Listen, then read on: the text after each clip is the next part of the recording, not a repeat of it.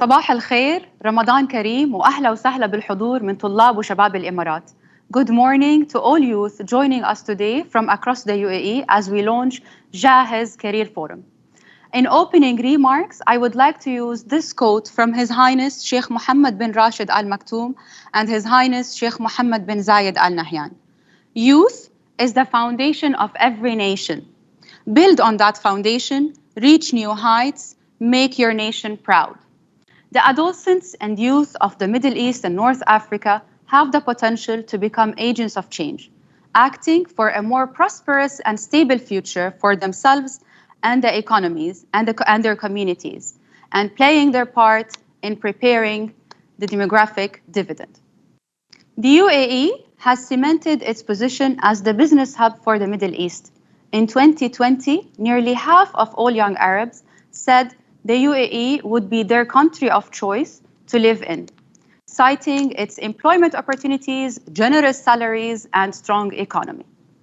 At the same time, the nature of work is evolving fast due to technological change. Broader skills around learning, employment, personal empowerment, and active citizenship are increasingly important. We have asked some of the UAE's most inspiring business leaders to talk to us about the opportunities for youth to succeed in the job market of the future. And based on that discussion, we came up with today's Career Forum. Today's forum will cover key topics such as challenges for youth in the MENA labor market, how to develop an entrepreneurial mindset, enhancing your digital presence, and the jobs for the future. And in opening, we have a special guest with us, Ms. Alisar Farah Antonius, MENA Cluster Head and CEO, UAE from Citi, who is also INJAZ UAE's chairperson, to interview and discuss her journey to success and opportunities for youth in the banking sector.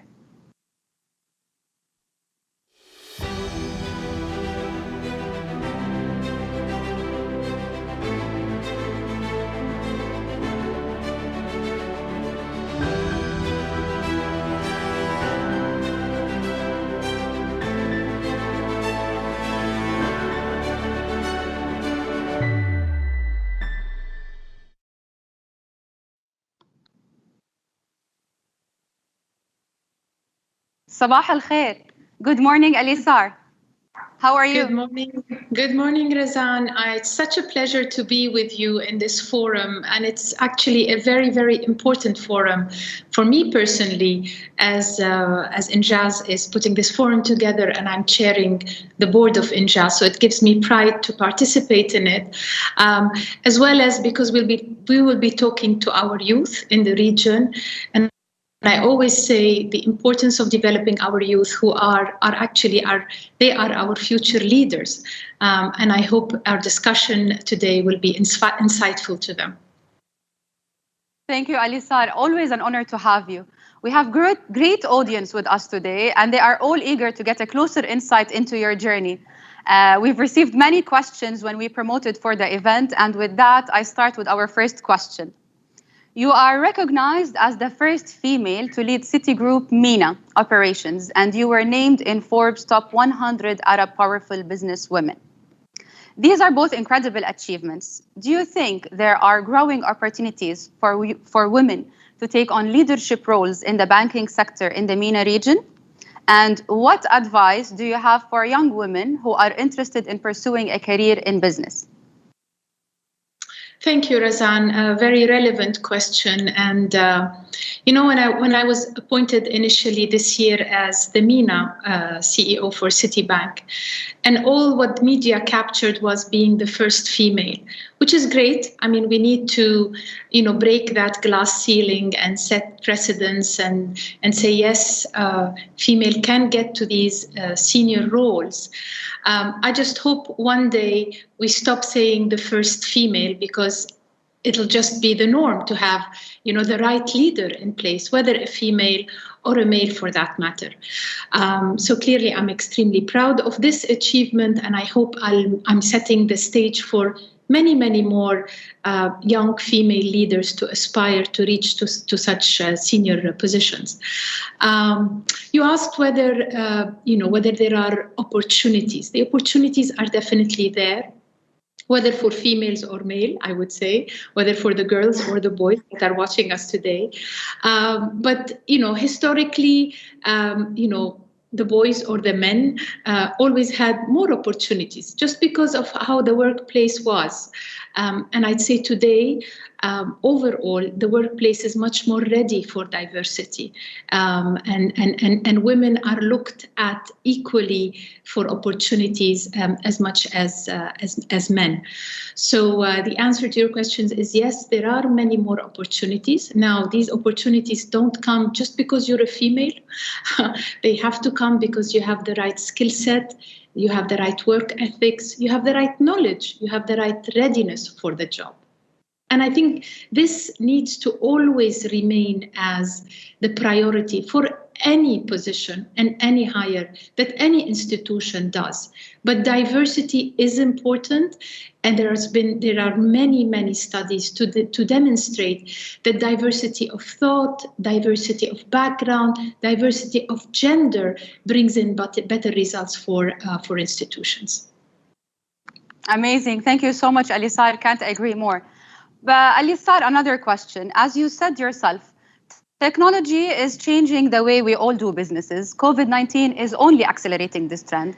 Can you shed some light on how the banking sector is being affected by the move towards the digital realm, and how you see this developing in the near future? What kind of skills are likely to be in demand to deal with this change? Yeah, so digitization, or the move towards digitization, started before actually COVID, as I'm sure you know, and our audience today is I'm assuming much more digitally astute than us, because they come from a totally different generation. They grew up learning from an iPad. We discovered the computer, after graduating from university, kind of thing. So they're much more actually agile than we are. But what this pandemic has done, it has actually accelerated the digitization agenda. So let me tell you an example from a branch perspective. So we are a bank. We have customers that walk into the branch to do their transactions, if they want to withdraw cash, if they want to transfer funds, etc. What Corona has done is actually it limited people's movements. And whilst we had a very good digital platform for people to access their accounts and do their banking transactions, there was always that resistance, because people just still had the old habits. I want to come to the branch, I want to have this coffee, I want to talk to the banker and tell them, how do I do this, how don't I do this, etc.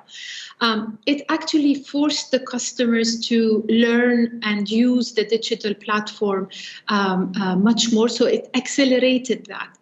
And you would see today many institutions are investing much more in terms of the client and customer experience through digital apps or platforms, and innovation is at the core of all of these changes. So a very important element to remain up to date.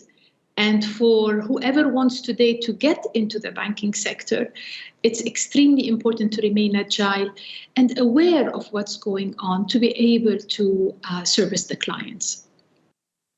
Amazing.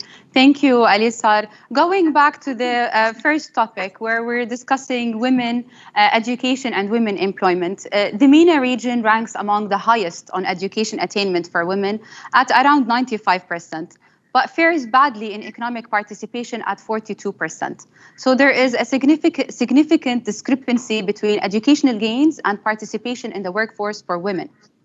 Your career has reflected a long-term commitment to the Middle East. What drove you to return to the region after studying abroad and to build a career here? Do you feel optimistic about opportunities for youth to find employment in the region? Yeah.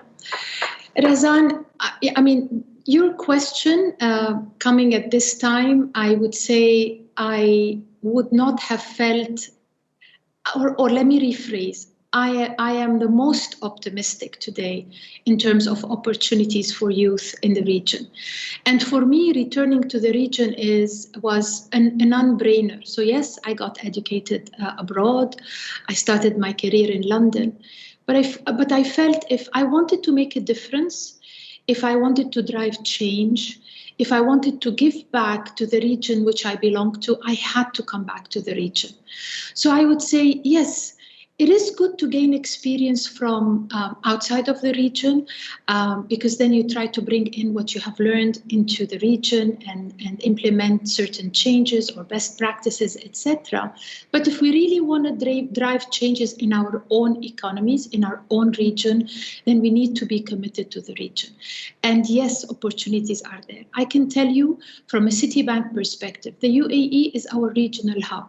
And the day that I have a vacancy, we receive at least 4 times more applications for roles that are posted out of the UAE than any other location globally for Citi. And Citi is present in over 98 countries across continents. So this tells you that there's a lot of interest in terms of wanting to work out of the UAE. And this interest is not only coming from talent from the region. So it's also coming from talent from outside the region. So today, our regional talent is competing with global talent as well.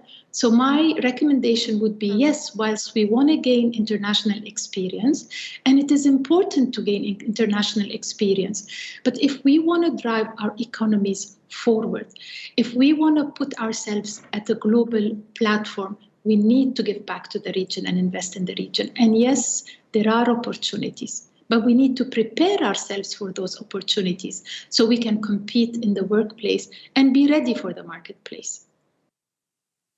Thank you. I wanted to ask a couple of questions for young people who have not yet decided on a career or might be considering jobs in the banking sector. What is the most interesting part of working in the banking sector for you and the most fulfilling? And I have one more question that was shared with us. As a CEO, what do you like about being the boss? Okay.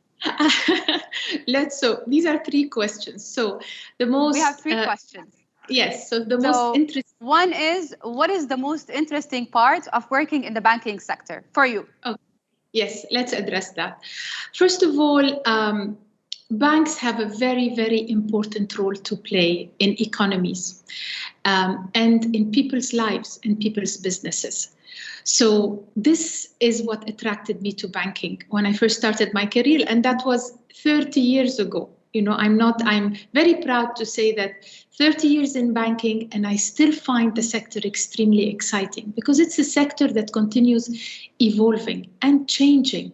Whilst some people might say, oh, banks might become obsolete because of fintech, because of digitization. The answer is no, because banks continue evolving. So for an organization like Citi, we are over 200 years old, 200 years old. So we've survived economic crisis, we've survived innovation, industrial revolutions, etc. You know, and every time we were recreating ourselves, rethinking about what services the customers might need, what investments we need to do, etc. So it's a very, very exciting sector. And if we put things into context with how the banking sector played an important role during Corona and this pandemic, a very critical role, because they were there to support businesses that suffered during the crisis. They were there to support customers, consumers like me, like you.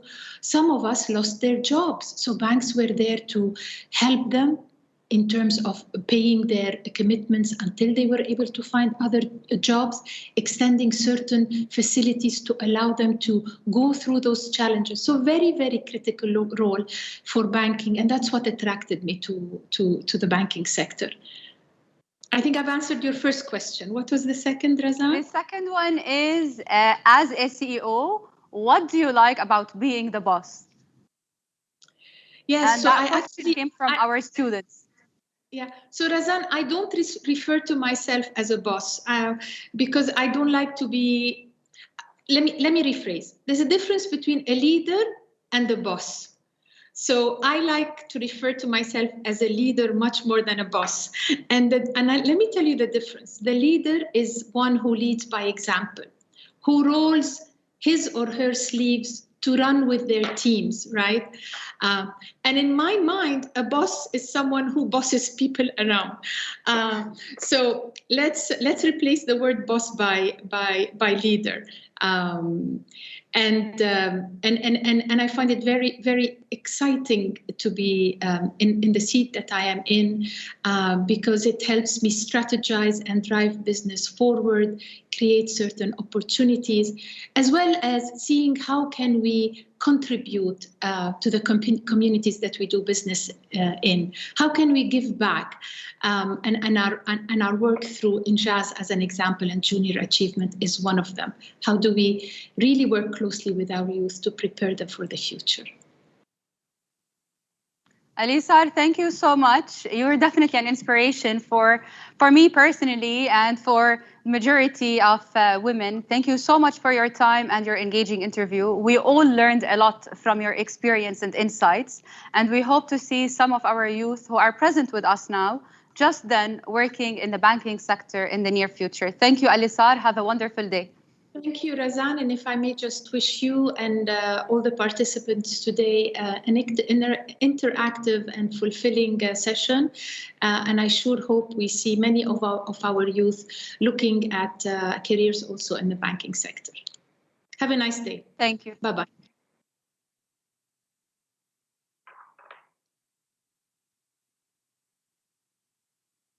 Our next speaker, Ms. Reem Al-Khaja, Manager, National Development, Human Capital and Administration from the telecommunication company DO, will be talking to us about the importance of communication.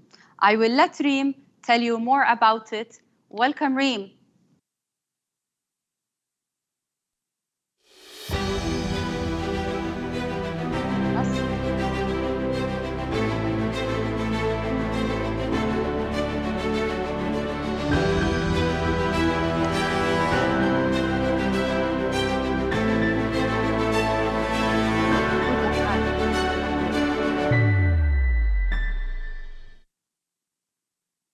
Good morning, Razan. Good morning, Razan. Thank you, and good morning, everyone. Thank you for giving me the opportunity to be part of this career forum.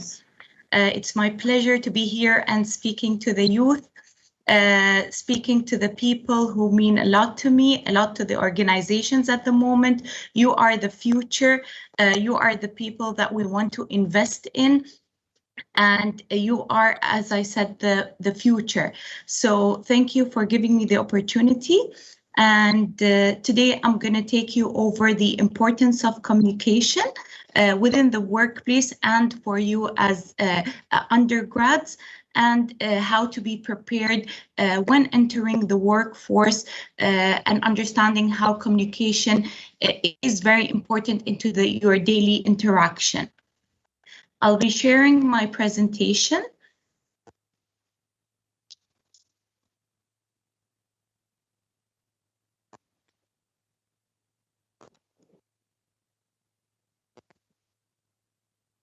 All right. So basically, how important is communication today? Today, at every point in time, we communicate. We communicate at every level, at every minute. Communication is very important for organizations when cascading information to their employees. Not only organizations, but even on a personal level, on a one-to-one, it's very important. What kind of communication, what messages do we want to send to the people that we're talking to? So I'll be taking you over the importance of effective communication, some forms of communication, what are the channels of communication, some barriers, some things that could stop, or hiccups that could be in the way of you communicate a message, advantages of good communication in the workplace, impact of working remotely. Today, with this situation, we are working remotely more and more. And maybe this is the way that we will be working forward, even without COVID. Impact, also improving communication in the workplace, building your career presence from now. It is very important to understand how you can build your own brand, your personal brand, how you want to be out there, how you want to communicate, whether digitally on social media or on a personal level, and using social media professionally. Just a little bit about me. My name is Reem Al-Khaja, and I look after national development within DO. So within my area, we look after the different programs that basically try to develop UAE nationals within the organization, as well as outside or external. So today we look after the internship programs, we look after the summer training programs, we look after the graduate programs, as well as the other programs internally and initiatives that tend to develop our UAE nationals and tend to give them opportunities to grow within the organization. Now, while doing all this, we use communication at every point, at every email, at everything we do. Communication is very important. We are developing people, we are coaching people, we're giving people the opportunity to grow, we're advising people what is the best way or the best solution for developing your personal skills and technical skills. Technical will be more on a professional skills on the day-to-day job. I'm a master's, I'm an MBA graduate from the Canadian University of Dubai. So I have Masters of Business Administration. I've also graduated with a bachelor degrees from Zayed University with specialized in marketing. Yes, some people may ask me, Reem, but you are in HR at the moment. I said, yes, I served a couple of years in brand and communication department under the brand team within DO as well. But then I had the opportunity to move to HR and to meet more and more people, to invest in our own employees, to develop them, something that excites me, something that said, yeah, that's a great opportunity, why not? And that's where am I now. I have an almost 9 years experience plus, and I think it's been a great journey. I would like to share a lot of experiences with you. However, within this time, we will limit it to the communication part and how important communication. And we will talk more about how I think you guys can also add more to yourselves and brand yourselves in the right way and build your presence from today. Importance of effective communication. So as I said, communication happens at every stage in your day-to-day interactions, and even when you're behind your phone. So communication is not necessarily verbal as what we're doing at the moment. No, it could have different forms of communication. So you can have verbal communication, you can have written communication, emails and other forms of written communication. Body languages. Today, a lot of people don't connect communication to body languages. We all come from different cultures. Maybe some of people come from the same region, but we come from different cultures. Today, if something that means to me, something is good, the way I'm moving my hand gesture means something good in my culture, it could mean something else in another culture. So we really need to be careful on the different forms of communication and how we want to deliver certain messages. Visual images. Now, this is very important because today we're all using our phone for everything, whether for work, for personal use, and we use a lot of images, memes, and different forms of visual images to communicate certain messages. Today, for example, you have the WhatsApp, you have the stickers, and people stop talking. They just send the stickers to each other, and they're funny, but maybe some are irrelevant or some could mean a different message to other people. So we really need to be careful what we communicate when using these platforms. Some barriers to communication. As I said, we have cultural and language differences. Even language, when people speaking, even within English, we have different different people speak differently. I could mean something, but you could hear it in a different way, and that links to listening skills. Some people may listen to the whole conversation. Some people may get very distracted, some interruptions in between, and they don't get the message that you're trying to convey. Therefore, the message gets lost. We also have one-way communication. A lot of people in the organization, even in universities, you would see like some people, some professors would talk, and wouldn't allow you to express your opinion or give you the opportunity to have that two-way communication. Same thing in the workplace. Maybe information is being cascaded from the top, but they're not allowing the individual to express their opinion. These things could lead to I would say lost communication more than bad communication or interrupted communication. Some physical barriers. So some people would like face-to-face interaction, whereas other people can do it very comfortably behind their desk, online, through Zoom meetings, through team meetings, and other forms. We have also organizational structure. So the way the organizations have put their structure, many of them have hierarchies.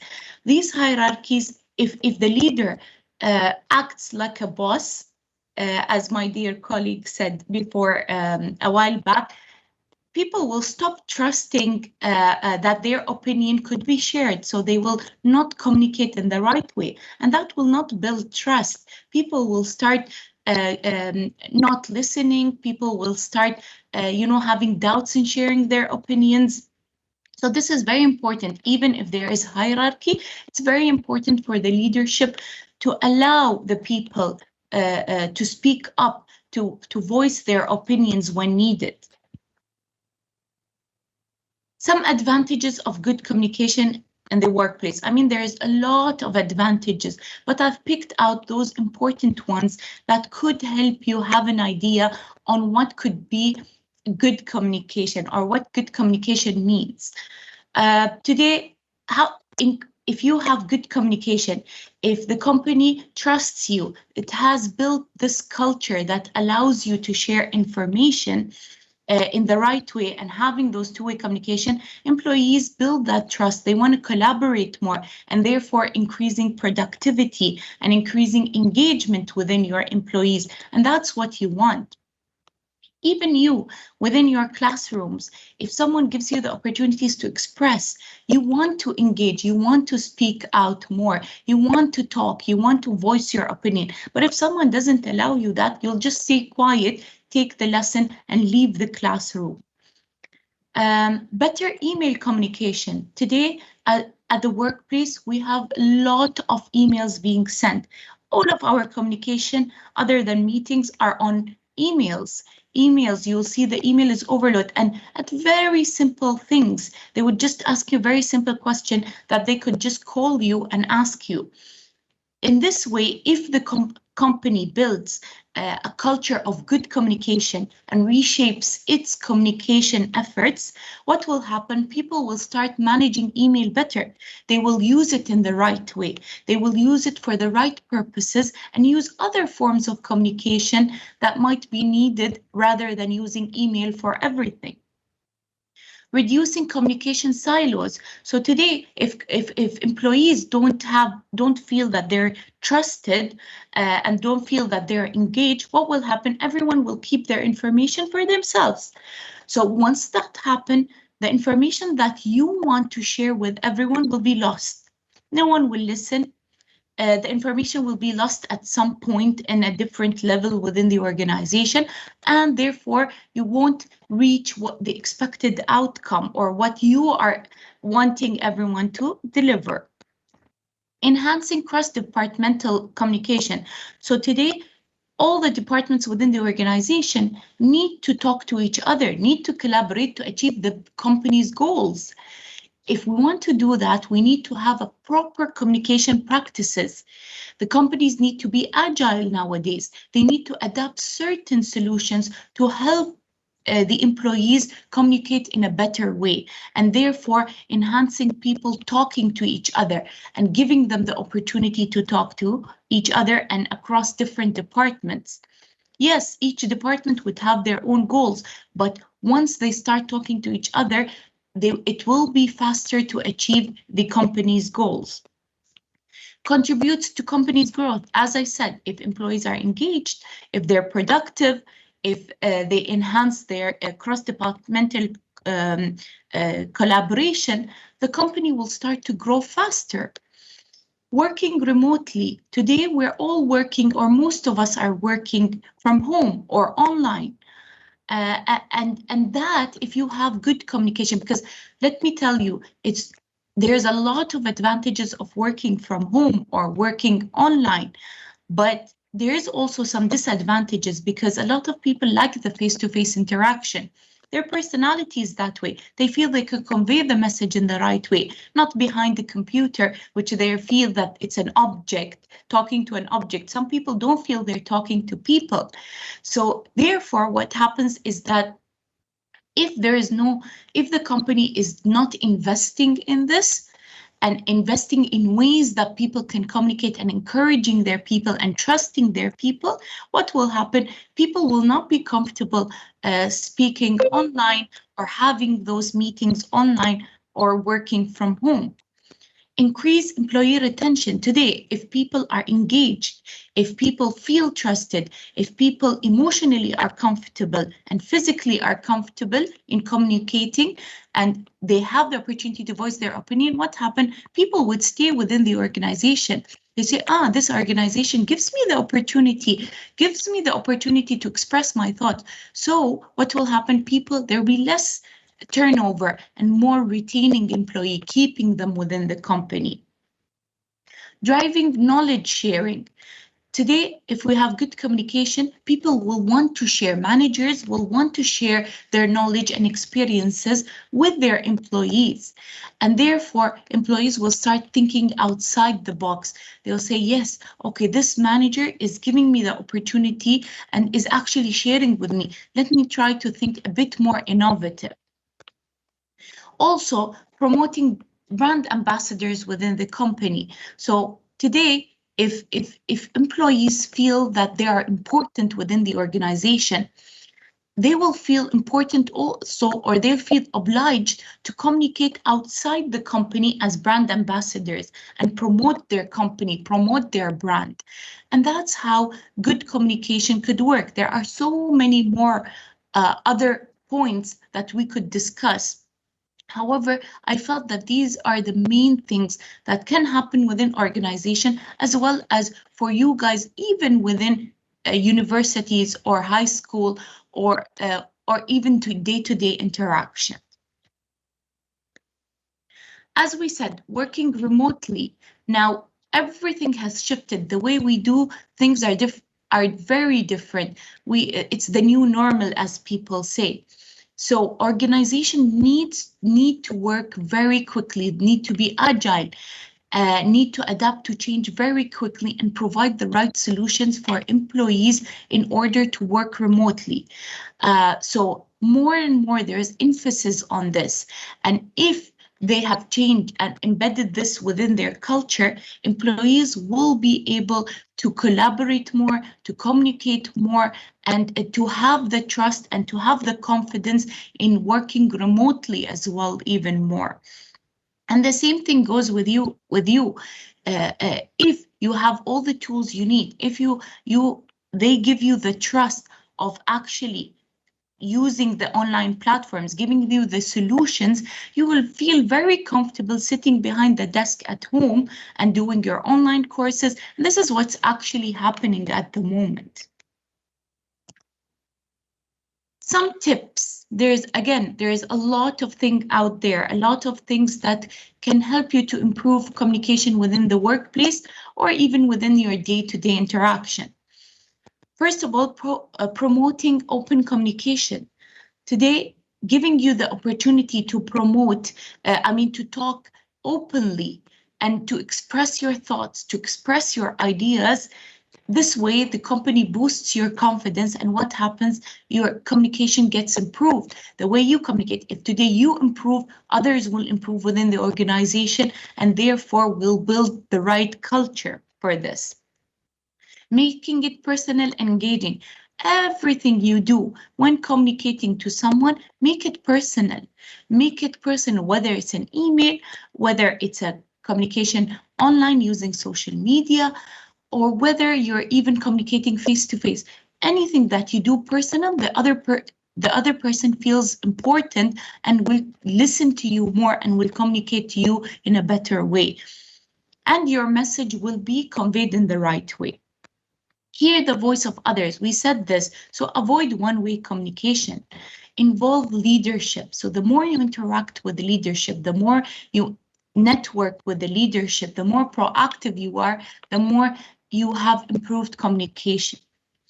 Adopt new technologies and solutions. As I said, when companies adopt, or even universities adopt new solutions that allow for good communication, what happens is that it's easier for the people to manage their work, to cascade the information. It's easier to speak out. It's easier to share ideas. And therefore, one example, we at Do, for example, we have an internal platform that we have built called Workplace. And on that platform is basically like a forum. So people, for example, my team, People Learning and Growth, we have a group, but this group could be, it's not private, it could be viewed by the entire organization, by the 3,000 employees that we have. They can, once we share a post, once we share a communication, everyone could read it. So in these kind of platforms, everyone within the organization is updated on what each department is doing.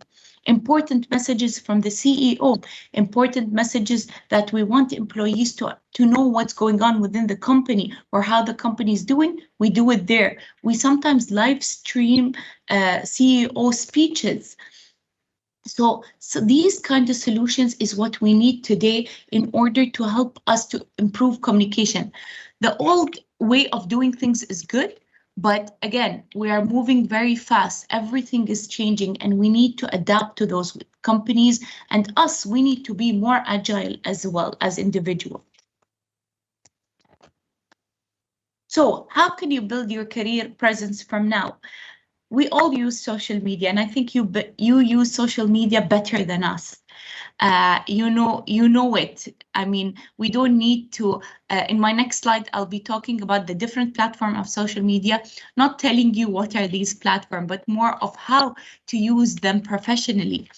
So from today, you as an undergrad, you need to think, how do I want to build my presence on social media, for example?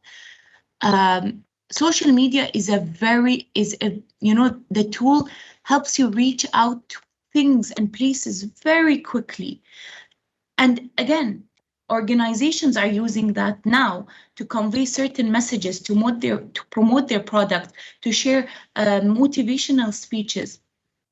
If you use it in the right way at the moment, or you go back and reflect after this presentation or after today, you go back and reflect, how am I using my social media? Am I actually thinking, if today I put something on social media, maybe tomorrow my company can go back and check what I've been posting, my personality, when they want to interview me, when they want to recruit me. Is what I'm putting at the moment the right thing? Maybe some people will tell me, Reem, but my account is private and I would like to keep it that way. Absolutely. So you really need to think at the moment, do I want to keep my account for even career purposes in the future and for being public, or do I want to keep it personal and that's it? I don't want to go public at any point in time. Maybe today you have an opinion and in the future you change your opinion, and that's absolutely fine. But these are good things to start thinking about. Do you want to use it on a personal level? Do you want to use it on professional level? If you want to use it for professional level, are you doing the right things at the moment? Are you posting the right thing? Are you following the right people? Are you following people that, in the future will help you with your career? will help you, whether they are inspirational people or people that maybe you would like to join their company in the future. So you really need to know or decide have a think. What do I want to do with my social media accounts? It's very easy now to reach out to people, and we do that. Oh, if you're talking to your friend and they tell you about someone, oh, let me check their accounts first. That's what we do, right? We go and check their accounts. Oh, let me look. Oh, look, this, you start talking about it, and people can do that. I mean, organizations will do that at some point in time, and we'll start looking into these things. So be careful. Always try to be professional, even if you're using it for personal level, because you don't know. Maybe in a couple of years' time, you want to turn it into a public account. So it's very important to understand the different platforms and to understand which one. You can also do a mix. You can mix between, I want these platforms to be personal and I want those platforms to be more professional. You can do that, and I'll show you how. This is not a fact. What I'm sharing with you is not a fact. It's by experience telling you guys what you can do and some tips that you could go back and reflect on and think about and how you want to move forward, because building your career or building up for your career is the right time now. A lot of people didn't have the opportunity. They didn't think ahead of time. They finish university. Let me finish university and then think about my career. No, you need to start thinking about it now, even whether people are from high school or whether people are in university, undergrads or fresh graduates, and so on. And it's never too late. So we have different platforms. We have more. We have like Snapchat. We have more platforms, but I just chose the ones that I feel could, you can use it more on a professional scale, and you could follow the right people in those platforms. So, for example, LinkedIn. LinkedIn is, I mean, I call it like an online resume platform. LinkedIn is the most professional one when it comes to job hunting, and when people headhunt other professionals in the market, even outside our region, basically. So I believe LinkedIn is and will be professional platform. Make sure you have one. If you don't, once you basically want to establish that professional branding of yourself, and basically there is where you'll populate your experience, what you've been doing so far, and everything related to your resume, what you've been doing. Within that also people can find you, and you can find people easier. You can also go into people later, when you gain also experience, people or companies will start looking into your profiles to see if it fits their job vacancies. Twitter, for example, we know that Twitter has limited characters. So if you want to use it on a professional scale, what will I be posting on Twitter? Twitter, they have amazing leaders out there, amazing, inspiring people out there. Start following those people, start learning from those people, even if you're using it for a personal use, but start following these people so you can get the best value out of it. You can post even about professional things, you can retweet things. It's more of, I would say, sharing ideas and sharing thoughts in certain fields or things that interest you. So today, if companies want to recruit you and go back to your Twitter account, they can go and say, oh, well, these people are following those accounts, they are retweeting these type of posts. It tells them a bit more about you. Facebook is a bit more casual, where you connect with your friends, you have focus groups, not necessarily you're using it for professional use, but it also could be used for professional use when you want to connect with your peers in the future, even at the moment when you need to start following the right people or organizations. Now, a lot of organizations are on Facebook, they are on Twitter, they are on Instagram. follow them. If you don't have an idea where you want to work in the future, what kind of brand? Maybe some people say, I want to work with Do, but do you actually go check their platforms? Do you see what kind of brand? Because we work a lot and we work hard to put our brand in social media to give you a sense. Some people say, Reem, the blue color remind me of Do. Yes, because when we first launched, Do was completely aqua color. And we had some magenta, which is the pink one. And now we're changing color. We're changing our brand. Do you know what we post? We put a lot of thinking. We have strategies built to know what to post and how to post on social media. We have certain rules and policies on how to post on social media. Yes, because today, if you want to be professional, you need to put that for yourself. And on a personal scale, I feel that you need to start thinking in that way. Instagram is more of photo sharing. What kind of photos will I be sharing? What kind of stories will I be put? There's even live sessions you can do. There's many ways. I mean, these platforms have made it easier for us to connect with organizations and to connect with professional people in the market at the moment. YouTube, if you have an account, who are you following? Who are you subscribing to? Are you following the right people? Are you following people that could give you the right information of something, of fields that are of interest of you? Maybe these people that you can use their videos even later, when even in academic life or after in your career life.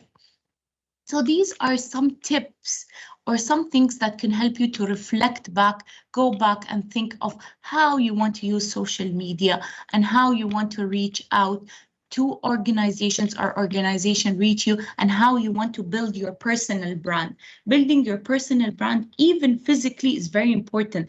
Think how, when you meet people, how you want people to actually think about you, the words, the communication you do. This is very important. I believe I've come to the end of my presentation.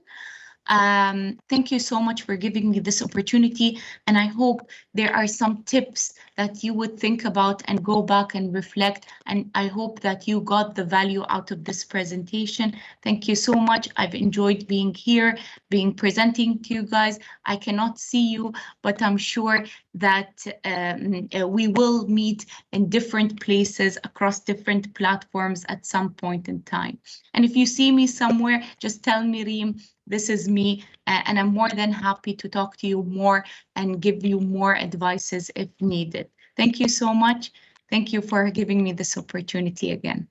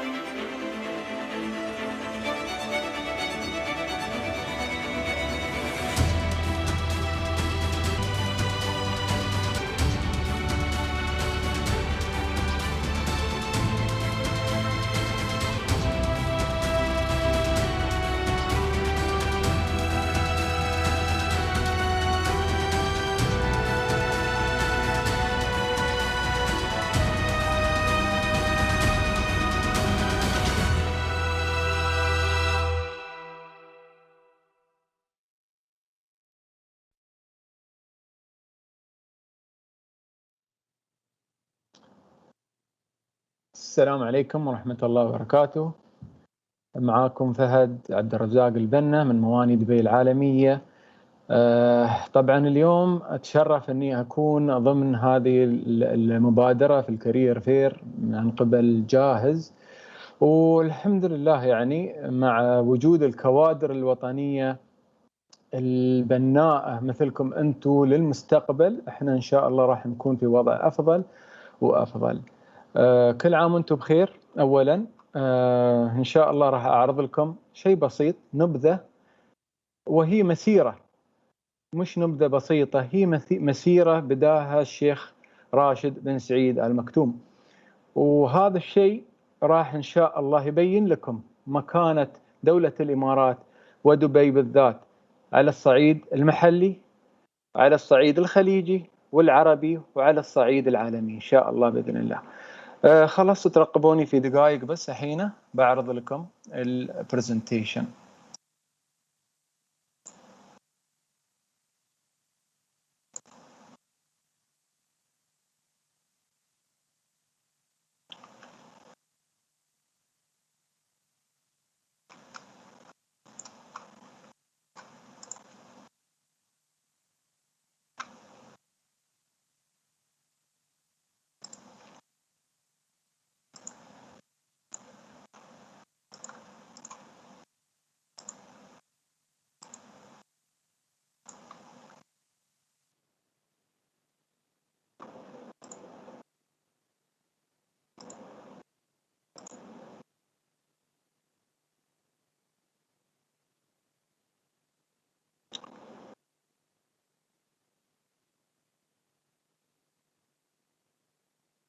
أوكي. السلام عليكم. نبدأ. طبعا مسيرتنا دائما تبدأ بالمبادئ، ومبادئنا هي مبادئ راسخة وانأخذت عن طريق طبعا بناء البلد، شيوخنا ورؤسائنا. طبعا في بداية الأمر بنتكلم عن شيء أساسي في كل شركات الدولة، في كل الجهات اللي موجودة قدامكم، في كل البلاتفورمز اللي انعرضت عليكم اليوم أو بتنعرض عليكم. كل شركة لها مبادئ، ومبادئ مواني دبي العالمية دائما تبدأ بتحقيق النمو، تطبيق النتائج، التكيف والتطور، وتشجيع الآخرين على التفوق. كيف يعني احنا نحط هاي المبادئ في مسيرتنا اليومية والمسيرة المستقبلية؟ طبعا مثل ما قلت لكم بدأت المسيرة من 1972، وراح نعرض عليكم السلايد الثالث. هني راح نبين لكم كيف بدأت مواني دبي العالمية تشتغل. سنة 1972 بدينا بميناء راشد، و1979 بدينا بميناء جبل علي. اليوم هالميناء بدأ من منظومة صغيرة وطلع على الحمد لله للعالمية، واشتغلنا في 99 في بناء إقليمي. طبعا إقليمي معناته نطلع برا السراوندينج أو برا المحيط اللي احنا فيه داخل الدولة، وطلعنا على جدة وطلعنا على رومانيا وطلعنا على الهند، وخذينا موانئ وبدينا نشتغل بطريقة دولية وطريقة محلية مع بعض في إنشاء شركتين، شركة مواني دبي اللي هي كانت ميناء راشد وميناء جبل علي، ما كانوا متحدين هاك الوقت، لين اتحدوا في وسموهم مواني دبي. ومن هناك من عقب 2004 عقب ما طورنا المواني اللي بدينا فيها في مراحلنا الأولى في سنة 2004، من 2005 وحدنا وكونا مواني دبي العالمية. طبعا يوم كونا مواني دبي العالمية كنا على وشك على أن ناخذ بعض الشركات اللي ممكن تقوي من الماركت فاليو أو مكانتنا في السوق المحلي والعالمي. أخذنا شركة P&O وبدينا بهاي الشركة، ومن هني بدينا نطور الفري زونز من جهة والمواني من جهة أخرى، ولين 2017 والحمد لله تمينا على موال أن نكون مشغلين عالميين للمواني. في 2018 ولين اليوم طبعا توجهنا توجيه كلي جذري مختلف على أساس أن نقدر نواكب التطورات اللي ستستوي حوالينا، نقدر نكون أحد المشغلين الرائدين في مجال التجارة العالمية. والحمد لله دخلنا في وايد مجالات، توسعنا في وايد مجالات، ومنها المجالات اللي راح نتكلم عنها في السلايدات اللي جايه. طبعا يوم وصلنا لمرحلة تمكين في التجارة العالمية دائما اتطرقنا إلى إن كيف نبدأ ونساعد في تحريك العمليات، خلونا نقول، وكيف نتكيف ونشغل في قطاع سلسلة التوريد العالمية. ومن هناك لجأنا إلى 3 أو محورين أساسيين: إدارة المواني والمحطات والمجمعات والمناطق اللوجستية والاقتصادية. طبعا المناطق اللوجستية والاقتصادية تضم الفريزون، تضم كل وسائل النقل اللي يخصها في قطاع التجارة أو قطاع المواني. ومن هناك بدينا نسعى أن نرتقي أكثر وأكثر على مستوى عالمي وعلى مستوى أكبر. وبدينا طبعا منهاجيات أخرى مثل منهاجية الابتكار والمستجدات والمتغيرات اللي طرأت على الريجن وعلى العالم. ولا تنسون احنا في 2020 و2021 عايشين وضع الكوفيد 19، وطبعا لولا التطورات اللي دخلنا فيها ما كنا ممكن نكون اليوم لنا بصمة في تشغيل وتوريد العمليات حول العالم، ومش بس في العمليات في المحطات في كل الجهات الأخرى. طبعا احنا نشتغل في 80 محطة بحرية في 41 دولة، وحين زدنا أكثر عن 41 دولة، ونحرك تقريبا 71 مليون حاوية نمطية. عندنا 1660 رافعة. طبعا احنا دائما هني في مجالنا في الاندستري او في الصناعة اللي احنا فيها عندنا رافعات ثقيلة.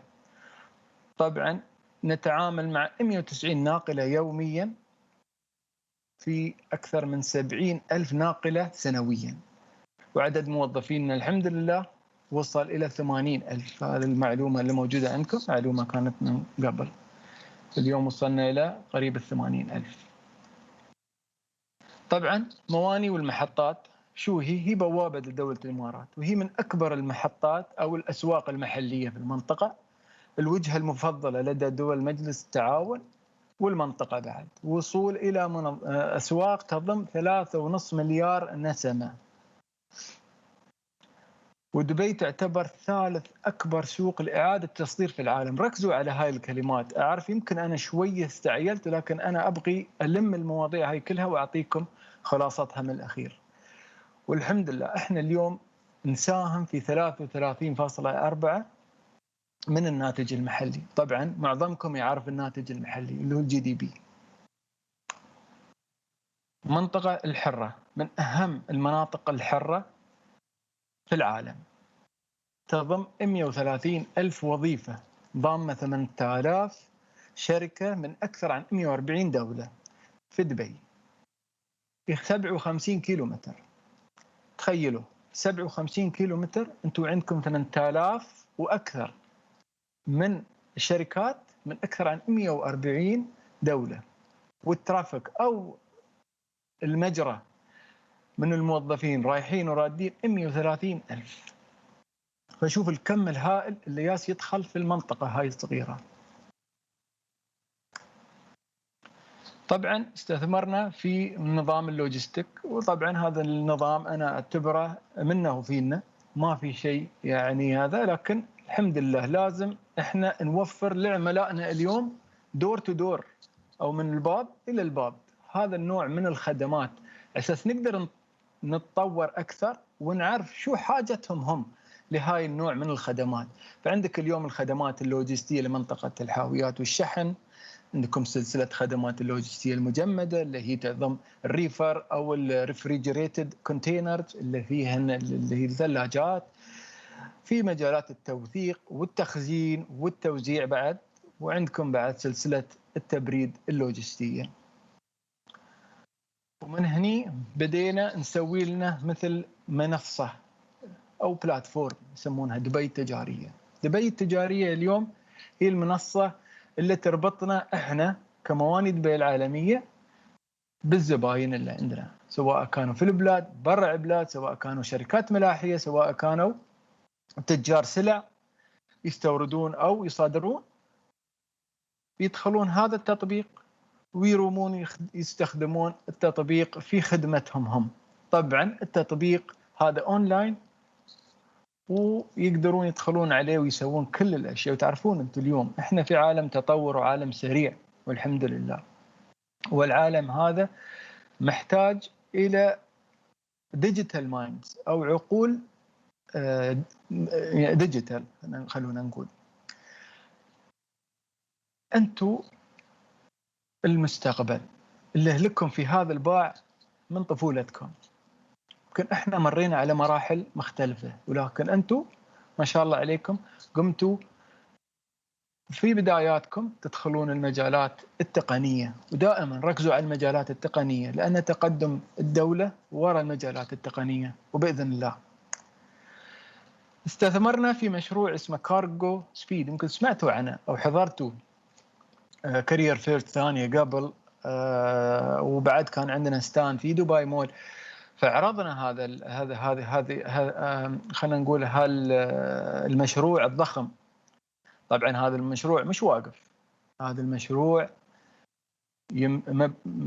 ينبني بين مدينتين، بونة في منطقة في الهند وبومبي، فبيسوون خط تجريبي بينهم، ومن هناك بتبدأ القصة الثانية أو المشروع هذا إنه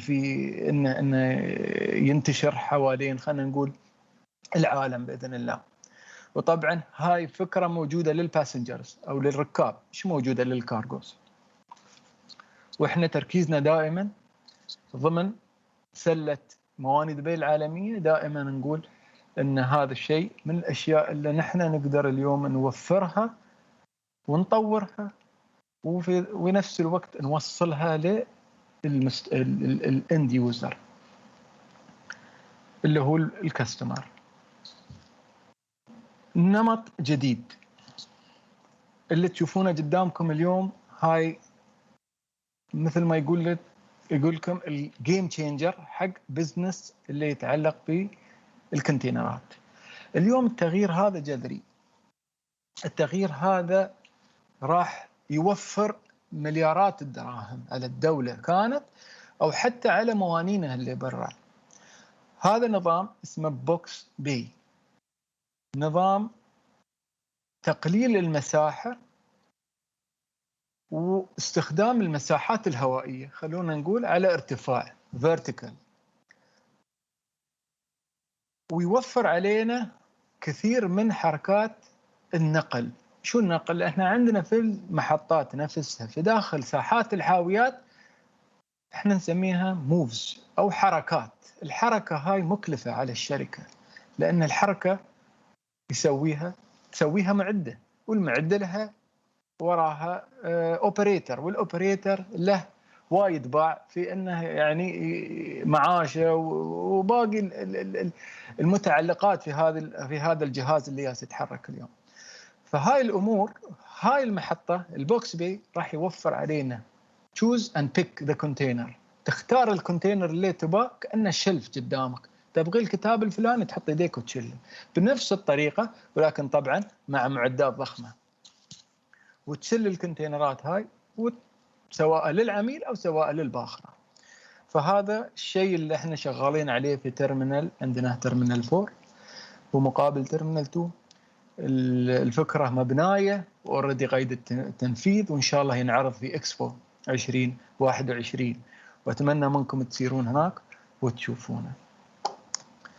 شكرا لكم. هذا البرزنتيشن وراح نرد على السلايدات.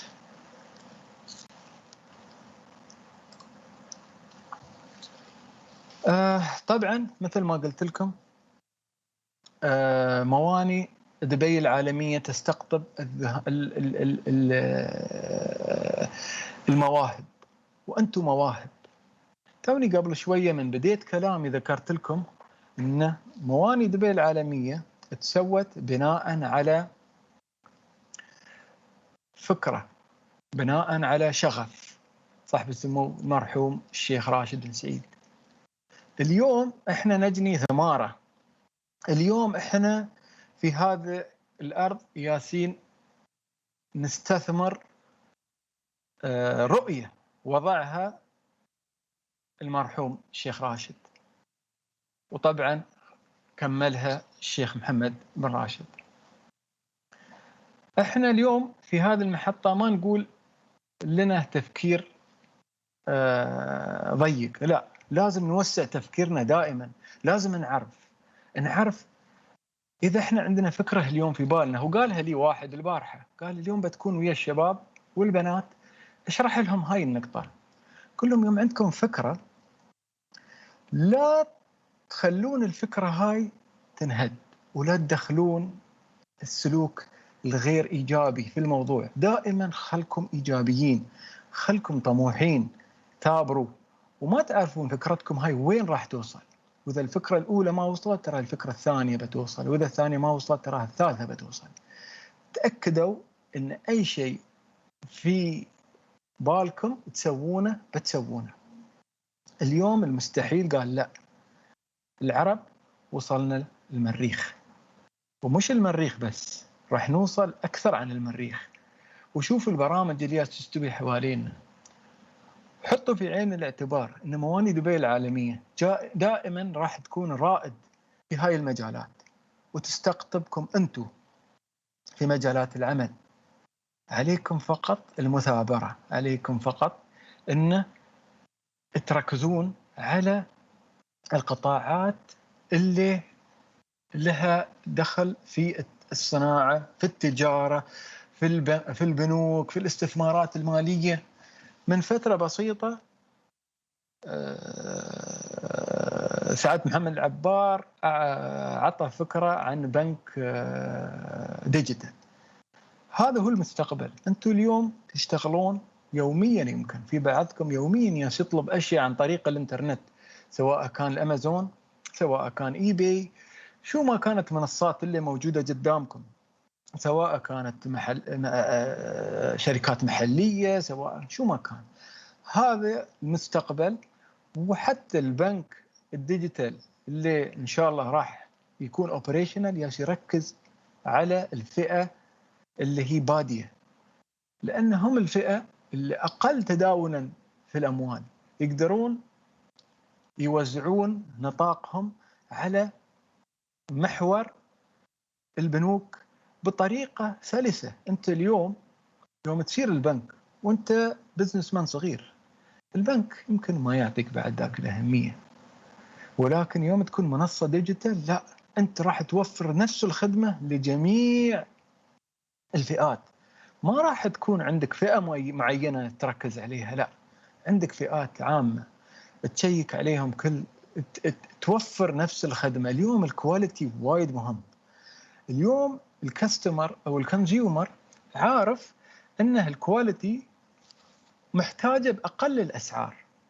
بأقل الأسعار. اليوم لا تقولون إنه والله إحنا راح نرفع السعر راح نحصل، لا، الكاستمر اليوم وجهته غير. الكاستمر يقول أنا أحتاج إلى هذه الخدمة بأقل تكلفة بأعلى جودة. فكيف أنت تقدر توفق بين هالشيئين، الجودة والتكلفة البسيطة؟ لازم يكون عندك رؤية، وهاي الرؤية راح تسويها الديجيتاليزيشن. احنا في مواني دبي العالمية بدينا مشاويرنا كلها مانيوال، وما في، إذا بتسأل أي حد يشتغل من فوق 20 سنة قول له هل تصورت أن الكرين راح يتحرك من المكتب؟ بيقول لك أبدا. مثل أيامنا قبل وكنا صغار، آبائنا يوم كانوا يخبرونا، طبعا على جيلي أنا أبوي الله يرحمه كان يقول لي فهد إحنا أول مرة شفنا طائرة ما صدقنا، تحرينا يعني شفناها شيء غريب، ما استوعبنا أن يوم من الأيام إحنا بنركب الطيارة وبنسافر. اليوم ما ظني حد منا ما يبي يسافر أو يسير من بلد لآخر، كلنا اليوم نبغي نسير مكان. طبعا عقب الجائحة أتوقع كلنا بنطلع وبنسير، وإن شاء الله. ولا تنسون أن منظومة جائحة كورونا مش منظومة سلبية أبدا، فتحت علينا آفاق جديدة وخلتنا نستخدم الاي تي سيستم اللي موجود عندنا. احنا كنا دائما نطور، دائما شركات احنا يعني كورد باك اند يوزر من الشركه دائما نقول اخي احنا طورنا في شيء معين في التكنولوجيا، احنا مو ياسين نستخدمه بطريقه كامله. اليوم هذا الشيء انعدم، استخدمناه بطريقه يمكن اذا ما كانت طريقه بسيطه لا استخدمناه على كثب وشفنا الزين وشفنا الشين وطورنا وعدلنا في هاي المده القصيره. انا اقول لكم الحين جائحه كورونا اللوك داون بدا عندنا شهر 4 السنه اللي طافت، واليوم احنا في شهر 4 في رمضان الحمد لله. عايشين تطور، عايشين تقدم. ما منعتنا الكورونا من ان نوصل المريخ، وصلنا المريخ الحمد لله، وسوينا أشياء يمكن إنجازاتنا كمواني دبي العالمية. إحنا إيراداتنا السنة اللي طافت أكثر عن سنة 2019، وهذا الشيء ما يدل إلى أن البلاتفورمز أو القواعد أو الرواسخ الأساسية الموجودة هي الشيء الأساسي اللي راح تطور من المكان، من الدولة، من الشركة، حتى من الناس. حتى أنتوا يا شباب يا بنات وراي وتتابعوني اليوم، أقول لكم أنتوا أكبر أسد للدولة. الدولة سواء كنتوا من الإمارات أو خارج الإمارات أو من دول عربية، إحنا كلنا اليوم في عالم واحد، نعيش زمن واحد ونبغي نوصل لهدف واحد. وإن شاء الله إن شاء الله أنتوا من الناس الأكفاء، أنتوا ناس عندكم الخبرة، لا تقولون أن أنتوا ما عندكم، لا، أنتوا بس عليكم أن تختارون الطريق المناسب لكم، وسواء كانت في تجارة شخصية، سواء كانت في تجارة حكومية، سواء كانت في تجارة خاصة، شو ما كان البلاتفورم، أهم شيء يكون فيه شباب لهم دفعة، يبغون ينجزون، مصرين على أنهم يحققون الأهداف المرجوة منهم. فهذا الشيء اللي أنا حبيت أوصلها لكم، وإن شاء الله أنه وصل بطريقة سلسة، بطريقة بسيطة، ما فيها تعقيد، وأتمنى منكم. وأنا جدا سعيد صراحة أني أنا جلست معاكم، مع كم كبير من الشباب والشابات، وإن شاء الله يكون في إنفلونس منكم أنتم لمستقبل الدولة بإذن الله. وشكرا، وجزاكم الله خير. وأعطي المايك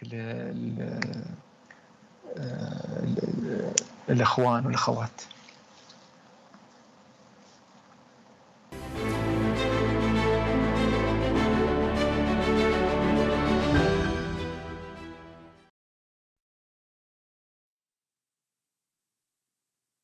Good afternoon again. Our next episode is featuring Mr. Borko Hanjiski, Associate Partner with McKinsey & Co. Borko is a seasoned economist. He joined McKinsey & Company after over 7 years with the World Bank. Well, while waiting for Borko to join us for this session, we're facing some technical challenges in connection. Wanted to share some recent fact by the World Economic Forum in preparation for our session. Now, 97 million new job roles will be created in 5 years. Also, by the year 2025, 44% of the skills that employees will need to perform their roles effectively are going to change. On the other hand, 72% of youth in MENA region say that the COVID-19 outbreak has made finding a new job more difficult. We all agree that COVID-19 has accelerated the digital transformation and is changing the nature of work. While these changes have disrupted the global economy, they may also bring unexpected opportunities. Having said that, I will give the floor to Borko to tell us more about the challenges and opportunities for youth in the MENA labor market. Is Borko with us?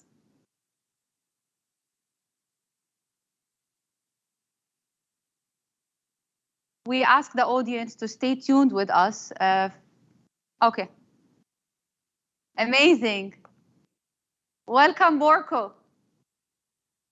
Thank you very much. Pleasure to be here today. How are you? I am good. Apologies for the bit of a technical hiccup at the beginning, but hope everybody can see me, hear me, and look forward to having this, hopefully for all of you, very important conversation about the future of the labor market in the region and what that means for you as future labor market entrants. Amazing. We're glad to have you with us. And I will leave the floor to you to discuss and present to us the challenges and opportunities for youth in the MENA labor market. The floor is yours, Borko. Thank you. Thank you, Razan. Pleasure to be here today. So my name is Borko Hanjiski, Associate Partner with McKinsey. For the past 6 years, I've spent in the region doing economic development work, including related to labor markets. And I'm very happy to be given the opportunity to speak to you today, to share our thinking on the topic and also to hear from you and have a discussion around what are the key things on your mind when you think about your the start of your professional careers.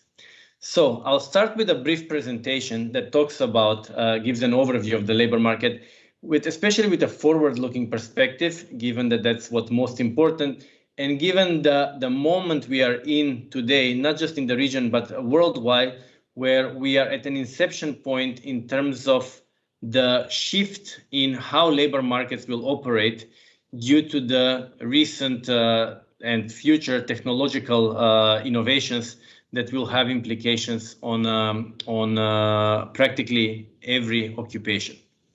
So I'll talk about 3 things. I'll talk about just starting with a brief overview of the labor market, then talking about what are the disruptions, and then what are the opportunities and what does this mean for the youth and for all those entering the labor market.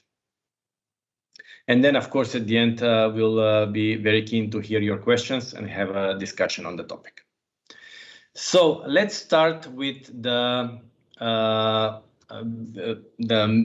high-level overview. When we talk about MENA, what are we talking about? We are talking about 100 million youth in the entire region. And interestingly, one of the few regions in the world where youth makes up at least 50%, at least half of the total population. That's from a macroeconomic perspective, that's a great asset for any country, because youth are the most productive element of the labor force, and having this young population is basically a long-term dividend then the countries can reap on if they create the right opportunities for the youth. When we talk about now the right opportunities, the first one is about the access to education. And here we see that there is one weakness within the region about access to education. About 10 million children out of school, and college enrollment lower than what we would see in more developed countries. Then another element of creating the opportunities for the youth is about the quality of education, not just the access. And here what we see is that, at least based on surveys, the perceptions are that the quality of education that students receive is not in line with their expectations, or doesn't fully meet their expectations, meaning they don't feel that it will fully help them prepare for the future labor market. And finally, as I said, this is an asset if it's utilized, but if the youth is unemployed, which in a number of countries is the case, then it doesn't become, it's an asset that you don't reap, or it's a dividend you don't reap. On the contrary, it creates a lot of social challenges that governments need to deal with. And for some countries in the region, in the broader MENA region now we are talking, unemployment, especially unemployment for the youth, is an important challenge that needs to be solved. So now when we talk about the opportunities and creating the opportunities for people to find job, we see that there are a number of challenges in the MENA region around creating job opportunities. So the youth unemployment is, and unemployment in general in MENA region is higher than other parts of the world. We see youth and female unemployment as one of the key areas where the region falls behind. Also, another interesting feature of the region is lower than elsewhere participation in the labor market, where people who are able to work and of working age, they actually have given up on the labor market and decide not to work. That's also a missed opportunity for those economies. So we are starting on a note to say that there is a real challenge in the region, and there is something that needs to be done to ensure that the right opportunities are created. And this is on governments to do through the appropriate policies and economic strategies. And we've seen a lot of big actions and announcements coming in several countries, at least where I work with, in this direction, basically creating the right opportunities for the youth and the number of jobs that is required. Maybe one, let's say, almost unique feature of the region, that just to show in numbers, is the low female participation. I do not see the audience during this event, unfortunately, but I really hope that there are a lot of females, and the numbers that we show here are not representative of the future of the labor market. And if we look at recent labor market entrants, we do see a much higher participation of the female labor force, which is a very important positive signal. So now let's talk about the big disruptions. What is it that makes today an inception point for the labor markets and for the labor markets globally, but also in MENA? So what we have at the moment is, of course, we're in the middle of the COVID-19 crisis, which has been a health crisis, first of all, a social crisis, and an economic crisis. Now, this crisis has accelerated the pace and scale of automation that started even before COVID, and that is creating this inception point in labor markets. So what we have is, because of COVID, we have increased focus on remote work, increased focus on minimizing touch points, increased focus of minimizing the role of the human factor in production in order to be able to sustain production even in times such as curfews and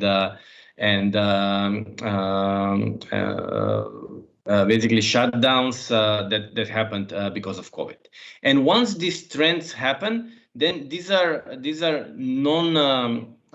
trends then do not change back. So it only goes in one direction. So, and this we have observed even in previous crises that accelerated automation, that this then stays on even after the crisis and doesn't go back to the pre-crisis normal. So when we talk about automation, what does this really mean? What can we automate? So I'm sure you've read about this topic, and we see some big headlines in media and newspapers about these are jobs are being replaced by robots, etc. we now, as our think tank, the McKinsey Global Institute, did a more thorough research to understand really what is being automatable. And the way we approached it is not to say what job is being automated, but which activities are being automated. So every job, meaning every occupation, performs a range of activities. Then we looked at what those activities are and which of those activities could be potentially automated. And what we found was very interesting. So first we found that almost no single job occupation can be fully automated. This is very unlikely. However, we see that a large share of tasks that occupations perform can be automated. And this is something that can range from, as I said, close to 100%, but more than 90% for occupations such as sewing machine operators or assembly line workers. These are easily, most of the tasks that assembly line worker does are easily replaced by a machine. But then you have other jobs on the other extreme, jobs like legislators, psychiatrists, where 90% of their tasks cannot be replaced by an existing, as of today, an existing technology. Yes, maybe some of the tasks can be replaced. I don't know, something related to how they write reports, etc. But the core of their work does not get replaced. So we see that most jobs or most occupations are somewhere in the middle. Significant share of what they do can be replaced, but not necessarily all of it. What does this mean? This means that it's not so much that occupations will shift or change and disappear. It's more that the way the work is done will change, and the total number of people required for those occupations will change by, let's say, reducing the number of tasks that they currently do and spending more time on the tasks that they cannot be automated. So if we look at the automation potential across countries, we see that it's quite similar across both developed and developing countries. So automation is not a problem only for advanced economies. Automation is something that will happen across all economies, advanced and developing alike, which means the MENA region would also be affected by automation in a similar way as the more advanced economies. And see here on the left-hand side of the chart, you see that the automation potential, the technical automation potential, what could technically be replaced by a machine or AI in many of the MENA countries, it's very similar as in the most advanced economies. So now, what does this mean in terms of what do people do in the future? So what we see is, based on analysis that we did now in advanced economies, but again, the findings should not be too different, we see that in the future, people, meaning employees, will spend less time doing physical and manual work, less time using their basic cognitive skills. This could be, you see here, basically by 2030, that the number of hours doing these types of activities will be about 15% less. At the same time, employees in the future are expected to spend more time on tasks that involve higher cognitive skills, even more time on tasks that involve social and emotional skills, and more than 50% more time on tasks that involve technological skills. Because some things will be automated, workers will need to be better and spend more time on working with those, be it machine or software or AI. So here we did some research for the US, and the trends that I mentioned earlier about the future are trends that have already started. We went back to 2002 and then looking forward to 2030. And what we see that in most cases, the trends that we observed and I just shared on the previous slide were some things that were basically happening over the past decade and a half.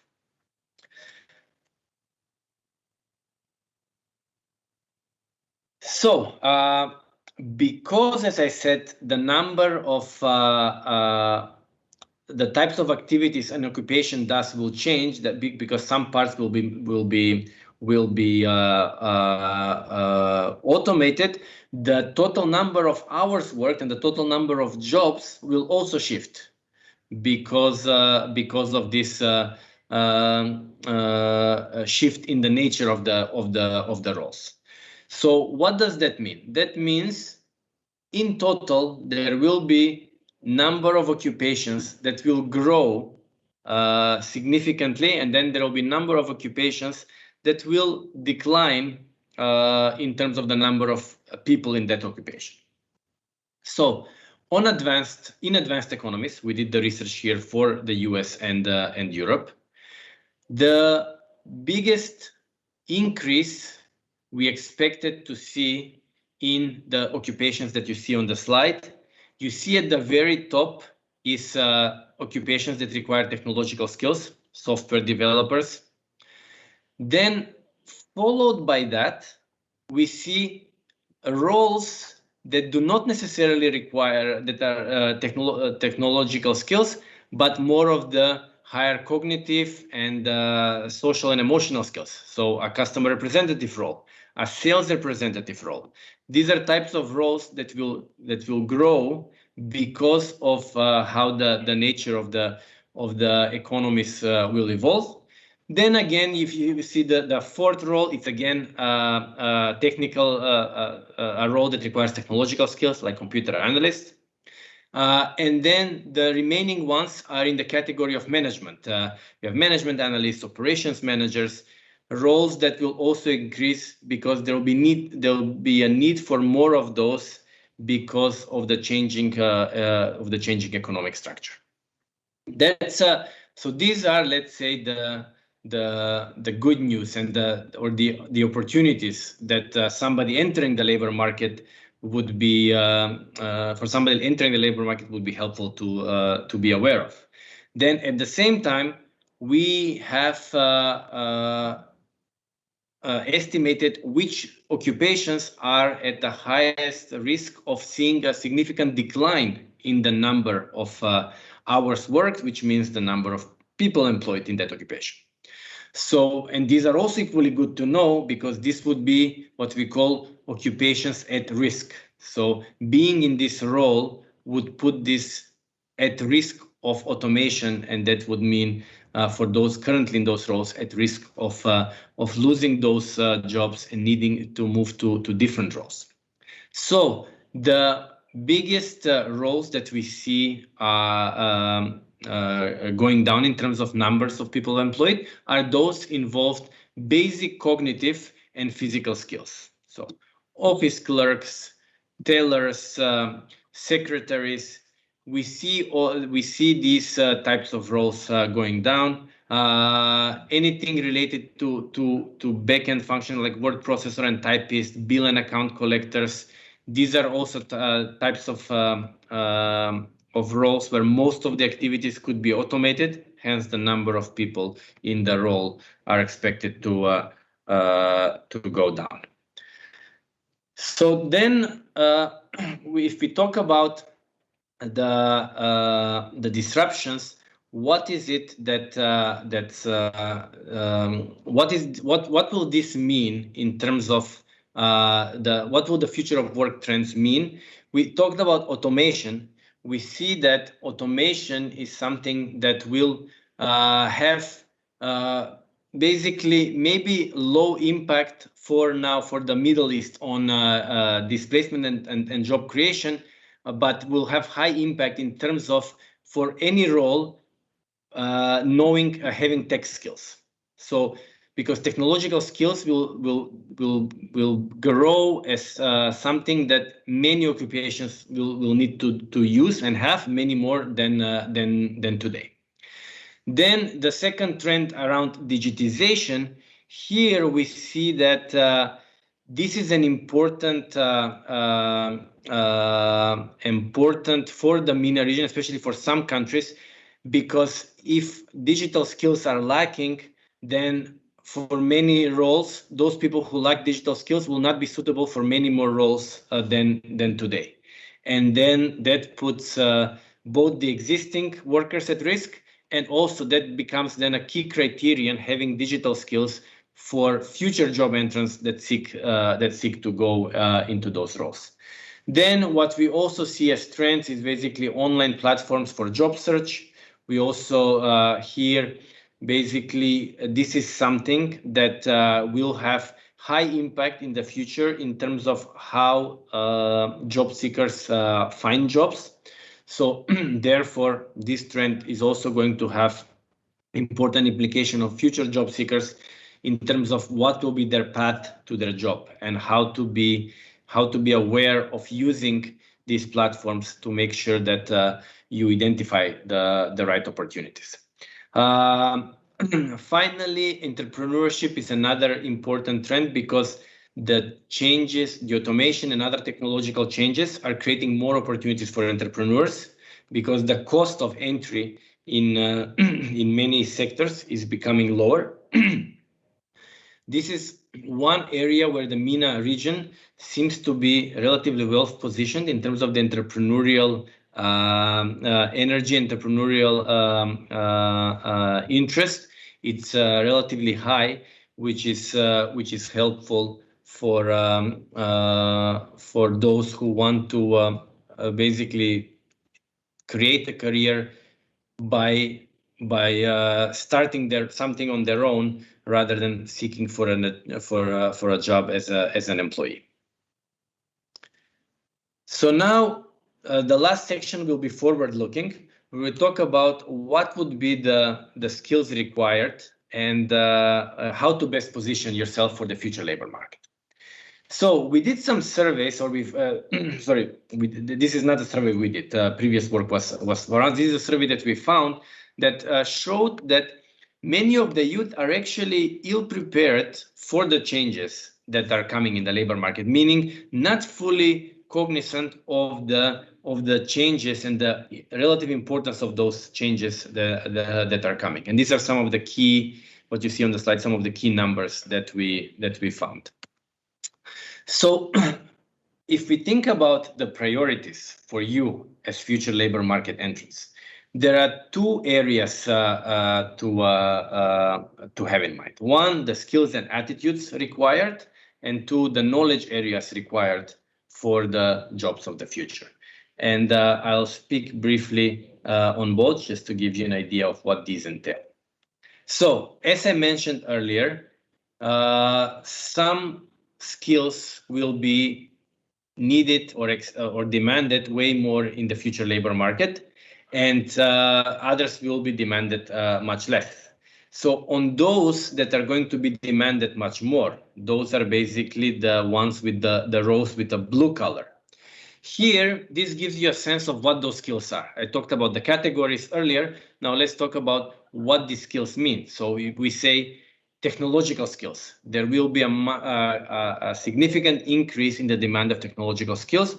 What do those mean? Those mean knowing programming, having data analytical and math skills, knowing engineering, design, now technology engineering and design, not in general. Also, scientific R&D, doing research in this area also falls under technological skills. So these are types of skills that would be in growing demand in the future, and having those skills means would be better positioned for the future roles. Just briefly on the other extreme, what are some of the things that will not matter as much as before? What are the types of skills that are being less demanded? When we talked about basic cognitive skills, what does that mean? anything, for example, related to data input and processing, manual inputting, filling out, be it Excel or other softwares with data from paper to computer. That, given that everything will be digitized, will not be needed too much in the future. We see a significant decrease, 30% decrease in the number of hours, meaning number of workers in this area in the future. So this is, I think, we're not going to go into every row, but just to be important, would be important to know within those categories of skills that are growing in demand and going down in demand, it's important to be aware what are the precise skills that that would be required, and then to have those skills that are going to be high in demand will increase the likelihood of landing the job you're looking for. So then the second aspect is knowledge area. So skills are general, let's say, capabilities. Knowledge areas are more like things where you have let's say, content knowledge and ability to find knowledge that would be relevant for the work. And there are 5 knowledge areas. You see them on the slides of financial, civic literacy, work readiness, digital literacy, and health literacy. And these are going to be all important aspects of what you bring to the job. And having these types of knowledge would make employees better positioned for their for the future labor market, or job seekers better positioned for the future labor market. So digital literacy is one important knowledge area where there is going to be a significant growth in demand in the future, given all trends of digitization. So we expect that a 60% increase in the number of hours spent by employees using digital literacy. This is a projection by 2030. So this is a major increase, and that's something that would be important to have in the future labor market. Now, what does digital literacy mean? So digital literacy as a knowledge area involves 3 things: digital fluency, software, and digital systems. And then under each of these, we have different elements that would define that knowledge. So, for example, digital fluency. We have 3 elements. One of them is digital fluency, means knowing popular software and accessing digital services, including interacting with AI. So that's something that would be very common across a number of occupations, having this basic digital fluency. Then for some occupations may require data management. What does data management mean? Data management needs understanding how data creation, collection, ingestion, manipulation, meaning management of the data, works. And this would mean knowing the software packages that perform this function. It also means having the knowledge around how to manage these processes, irrespective of the software function, irrespective of the choice of software. So this slide shows these types of other elements that would be important elements of having digital literacy in the future. Now, in terms of types of skills for the future related to digital literacy, here are some examples of skills that fall within that the framework that I talked about earlier. So, as I mentioned, AI, knowing how to interact with AI. Doesn't mean knowing how to create AI. It means how to interact with AI. Cloud computing, data management, knowing how to use cloud computing. So for each of these types of skills, there are ways today to build that skill set. There are courses. There are different offerings, especially today, that go beyond the formal learning system that allow anybody, be it an employee or a job seeker, to go deeper into developing these skills. And these are some best practices of what it means, how to build the skills. So the more practical this skill development is, meaning anchored in real life rather than academic, the better. The more personalized it is, the better, etc. These are some examples of ways to acquire those skills. And now some examples at the end, just to show how other countries are basically putting together programs to create these types of skills, and beyond that, to match then the skills with the new demand. This is an example from New York, where basically there was a partnership between the government, employees, and academic institutions to, on one side, help the job seekers, meaning the students,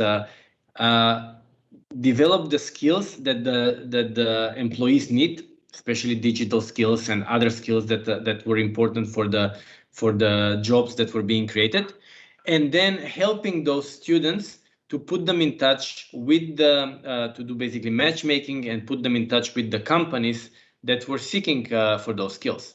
And this was a very successful project because of the scale and because of the ability to help students create jobs. Another example of how other countries are helping job seekers and employees have the skills that the market requires. Singapore has a program called Future Credit Program. It's basically, Singapore gives a credit, like a voucher, to every individual, is 25 years of age or older, to invest in upskilling and to attend courses that will allow them to acquire the skills that the future labor market is looking for. And this program has been running for a while and has been successful in helping the transition, especially of those who are moving out of jobs that are less demanded into jobs that are more demanded. If we now go back from the global examples to the UAE, we see that the UAE's long-term strategy, the Centennial Plan 2071, has this focus on building the education that's required for the future knowledge economy. So the plan both aims to create a knowledge economy where those skills that I was talking about would be even in more demand, and at the same time aims to provide the right education for the youth to be able to reap the benefits of working in that knowledge economy. So I will stop here. I hope you found this presentation useful, and now I'm really keen to hear any questions from the audience.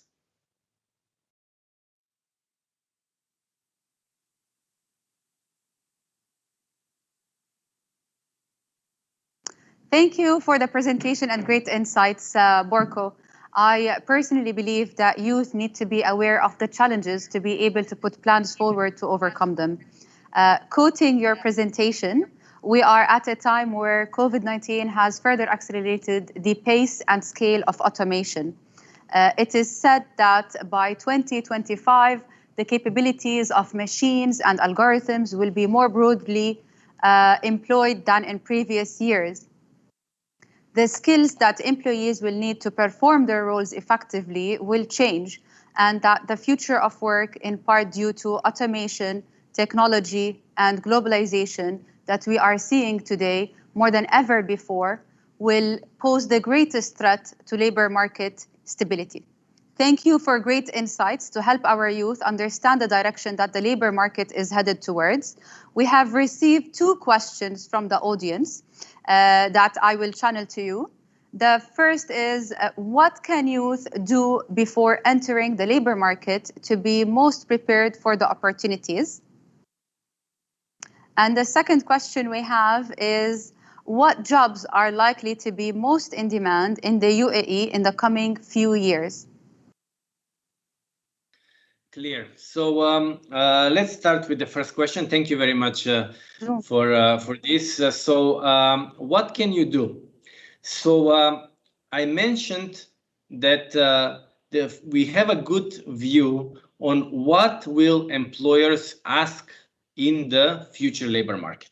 And we talked about the types of skills that employers will ask more of and the types of skills that will be less important. So then for an individual, if I were, let's say now in my student days, I would ask myself through my formal education, which of these skills that are high in demand have I acquired to an extent that I feel are sufficient to be competitive in the labor market?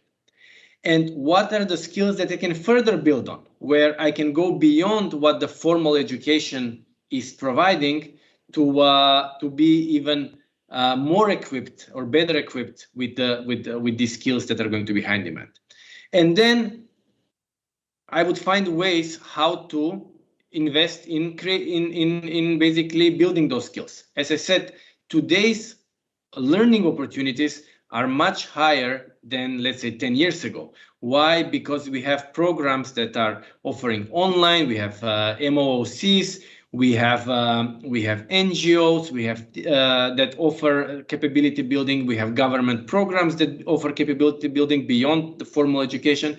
So finding what those are and then signing up for those skills that you would be most interested in having, because that's where you would like to build your career. For some, it may be a technological skills.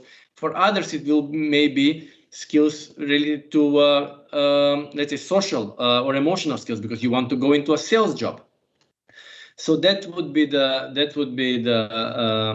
what I would do if I were in the students. I would go beyond my formal education and try to expand my skill set by where needed, by looking into other opportunities outside the education system. The next question that we have from the audience is about, in your opinion, what jobs are likely to be most in demand in the UAE in the coming few years? Great question. And to answer this question, one would need to look at where is the UAE economy heading. So which sectors of the economy are basically priority growth sectors for the government, for the businesses themselves, and then what types of jobs these sectors offer. So if we look at UAE's strategic direction, beyond the Centennial Strategy, even the short-term priorities for the UAE are to accelerate the creation of the knowledge economy. So what does that mean? To accelerate the growth in sectors such as the tech sector, and to become even a bigger hub for tech startups and tech large companies, not just startups, within the MENA region. Other knowledge-based sectors are R&D, and this is also another priority area for the economy. Advanced manufacturing is also another area where we would expect to see growth. The UAE just announced a week or two ago a very ambitious industrial strategy that focuses towards the advanced industrial sectors. So these are the types of jobs which we would then, jobs in these industries we would then expect to see more in demand, and what those jobs are. So when we talk about, let's say, advanced industries, then here engineering jobs would be in demand. If we're talking about the tech industry, then the types of jobs that would typically be in demand would include programming, coding, computer engineers, etc. So these are just some of the types of jobs where we would expect to see growth, given the plans of the UAE government and the UAE economy. Thank you so much, Borko, for your presentation and insights. It's always a pleasure to have you with us, and wishing you a wonderful day ahead. Thank you so much for your time, Borko. Thank you, Razan. I also wish you and everybody a successful rest of today. Thank you.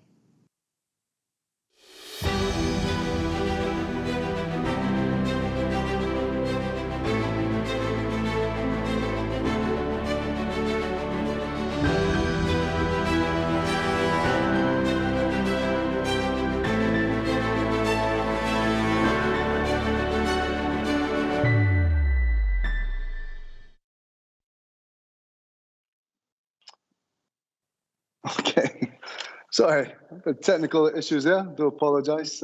Thank you very much for being patient. Thank you very much for joining me today. I'm very happy to be here and talking to you as you set upon your careers. And I'm very happy to be supporting INJAZ. So I'm being asked to give you a quick overview of strategic communications and an overview of the company I work for, which is Edelman. It's the world's largest strategic communications company. And I'll also give you some details of how, if you're interested, how you can embark on a career in communications. And at the end, I will also give a short snippet of some training that, hopefully that you can take into your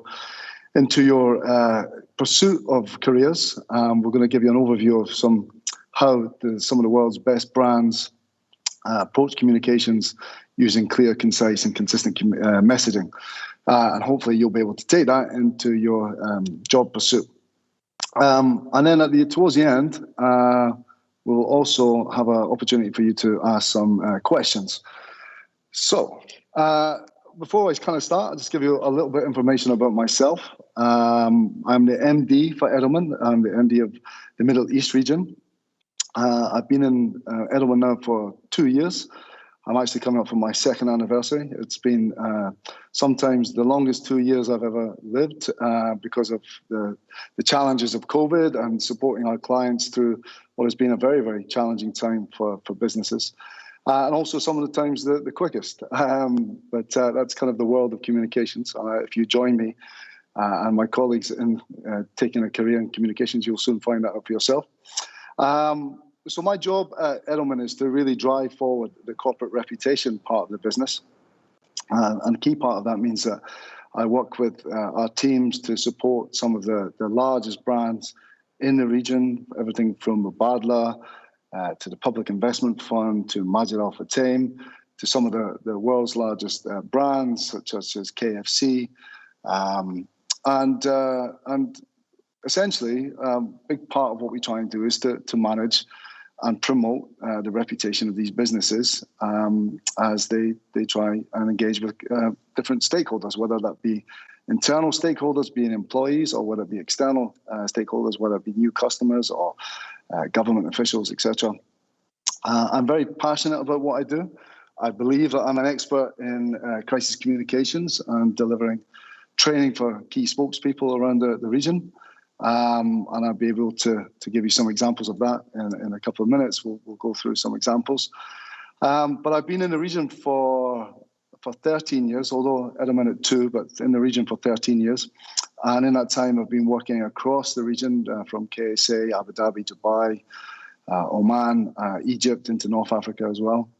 And working from a number of brand projects and governments, some of the biggest projects in the region, from the launch of 2454 back in 2008 to the launch of the Jeddah International Airport. Prior to that, I worked in the UK for several years, working again in public relations. And I've also worked extensively in Africa, working in places like Angola, Mozambique, Nigeria, and Kenya, working with the Kenyan government for a number of years as well. But I'd rather sort of kind of get off myself, but I do hope that I'll be able to impart some of my experience and my knowledge. So if you do have any questions, please, do ask me at the end. And if there's anything that you maybe feel you would like to know later on, please do reach out to INJAZ and you can get my details, and I'd be happy to answer any questions that you may have. So I want to give you a little bit of information about Edelman. We're the world's largest strategic communications firm. And basically, we essentially support businesses build and protect their global reputations. We were founded 69 years ago in 1952 by Dan Edelman. And you can see by the name, Edelman, we are still very much a family firm. We are run by the Edelman family still. And I think that being a family firm gives us a definite differentiator to some of our competitors. And to give you an example is that we absolutely are committed to working with our teams We use our profits to strengthen our business, working, with our employees, to give them opportunities to grow their careers. We're absolutely committed to being a responsible citizen of the world, and we embark on a number of major sort of charitable supports across different regions. We also take the responsibility of advancing our industry very, very seriously. We work with many of our competitors to to drive forward the communications agenda. And, I think that over the last year, as we've seen the impact of COVID and what has had on the ways of work and how businesses have been impacted from whether it be the airlines to tourism to retail, just the impact of COVID, and just why it's now more important than ever that the organizations and governments are communicating more effectively. And I think that one of the things that we do at Edelman is to really drive that conversation forward. We have an unrivaled global network. We, as I said, we're the biggest, and we're the biggest by network. We have 65 offices around the world. We have about 6,000 people in those offices. And we have an annual revenue of about $900 million, give or take a few, impacted by COVID, but certainly that puts us at the very top of the communications industry. And we work closely with all our teams across the world. I'm in regular contact with my colleagues in Japan and China, Singapore, the US and the UK. We work across many transnational programs. And the kind of opportunities that get for young graduates is to be part of this kind of global network is incredibly exciting, because whilst you may be here in the Middle East, it's very important for you to make sure that you understand the way that the paradigm of communications is changing globally. And one of the things that you get working for a global network is really get that kind of insight and experience of working with our colleagues across the globe. We founded, as I said, our first office in 1952. Our first office was actually in Chicago. It was followed by our kind of new headquarters, which is in New York, and then followed up in 2008. After a number of series of openings across the world, 2008 we opened our Abu Dhabi office, and that became our headquarters in the region. Since then, we've opened up an office in Dubai. We have an office in Riyadh. We support across a number of the region's biggest projects. Let's move on to the next slide. So our services, you may be wondering, what does a communications company do? Sometimes when I try and explain it to people, they think that we're in telecommunications. But actually, strategic communications or public relations is many things. And if you look at some of the icons here, everything from brand building to brand protection to reputation and trust management, digital crisis, the kind of services that we provide, there's a plethora of opportunities that we deliver. And according to the CIPR, which is the kind of the professional body in the UK of the public relations industry, is that you can define public relations as the discipline which looks after reputation, with the aim of earning and understanding support and influencing opinion and behavior. It is the planned and sustained effort to establish and maintain goodwill and mutual understanding between an organization and its publics. The one thing that PR does not stand for is press release. We get asked that a number of times over the last 13 years, certainly I have. And I think that goes back to the old kind of thought that PR is very much focused on media relations.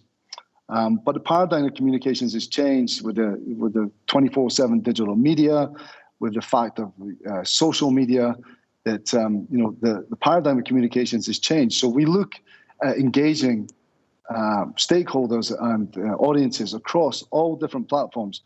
So basically, we use the media as a conduit to engage our stakeholders, our audiences, or support our clients to engage the audience.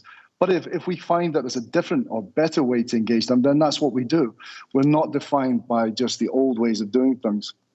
And I think it's really, really important to understand, especially if you're looking at this type of career, is to understand that that PR is much, much more than just media relations. And certainly that's still a big part of what we do, but the opportunities far outweigh just the changes of engaging with media in terms of traditional print and broadcast media. And the way that we kind of look at this now is very much an integrated approach. And what we kind of mean by this is that we take what we do in public relations, but we've built this out now because what we have brought in is that communications has to be built on data and intelligence.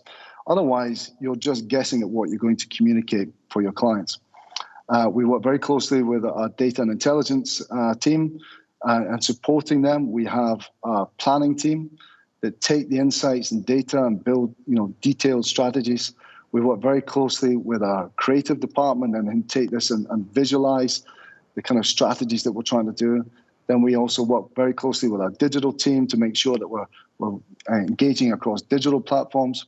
And then the PR teams that are delivering direct to client or what we called earned media. Again, if we had more time, we could go into a lot more detail. But it's to give you an understanding that the paradigm of communications and public relations and what we do has changed considerably over the last few years. And a big part of that has been the drive towards digital 24/7 media. As you would expect, we have a deep sector knowledge. We work across all kinds of sectors from, big part of what we do here in this region is working with governments, especially in Abu Dhabi and Saudi Arabia. We work with energy clients. We support Shell, for example, on crisis. We work with financial services, such as the Public Investment Fund and Mubadala. We work on arts and culture, and technology. We work with Facebook, for example. We actually run the Facebook page. Tourism, real estate, automotive, we work with Nissan. So we have a very strong, diverse sector knowledge. I think a good thing to understand about also Edelman is one of the things that really sort of kind of sets us apart is our understanding of trust. And I think that it's very important to understand that we believe that trust is the ultimate currency that all institutions, whether you're a brand, an organization, a government, or an NGO or media, that trust is your most important asset. You can see over the last few years how trust has declined in the way of media. People are questioning more the brands that they work with. People now have a voice that they can talk back on. They have the platforms through social media that if they're not happy, they can mobilize and become activists against certain brands if they don't believe in what's happening. And again, against government organizations as well. And basically, what we believe is that trust is the strongest insurance against competitive disruption. It's the antidote to consumer indifference, and it's the best path for organizations to really have sustained growth. Without trust, credibility is lost, and your reputation or the reputation of an organization can be massively undermined. You only have to look at examples of organizations that have lost trust, such as Volkswagen with the emissions scandal, to a certain extent Shell with the Deepwater Horizon accident in the Gulf of Mexico. And it can take years and years to rebuild that trust. As Warren Buffett, the financier, said, it takes 20 years to build a reputation and only 5 minutes to ruin it. And if you think about that, you'll do things differently.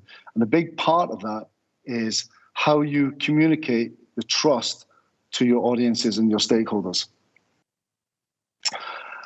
So what about us here in the Middle East? We're deeply embedded in this region. We've, as I said, we've been here since 2008. We have over 100 professionals across 3 wholly owned offices in the UAE and Saudi Arabia. We have a number of affiliate and partner organizations that we work with very closely. And a big part of what we do is support our clients in terms of engaging not just English media, but big key part, obviously, is our Arabic capabilities as well.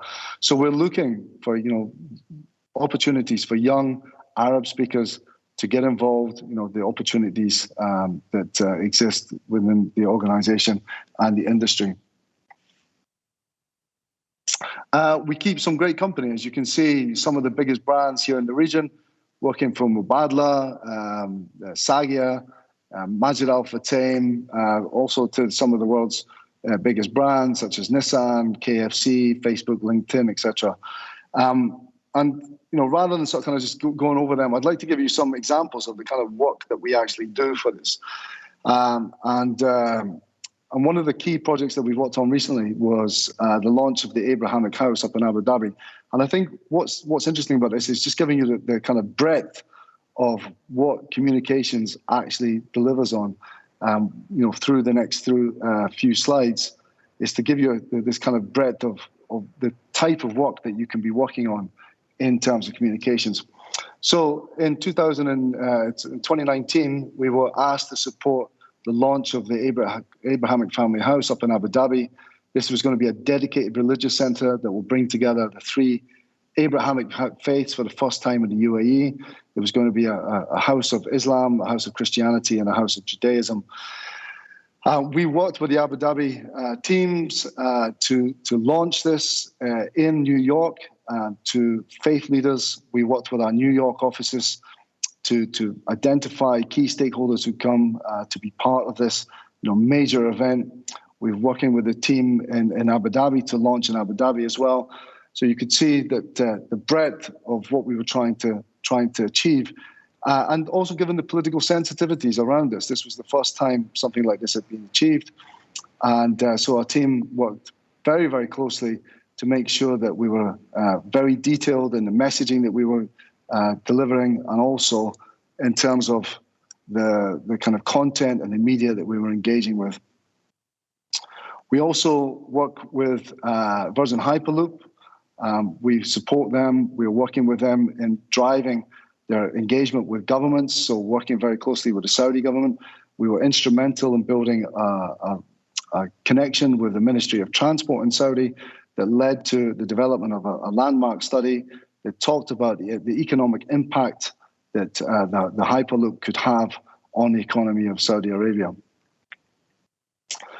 Working with Facebook, last year was a very challenging year for a number of organizations. One of the things that Facebook wanted to do was to really use its platform to help people come together, especially during Ramadan.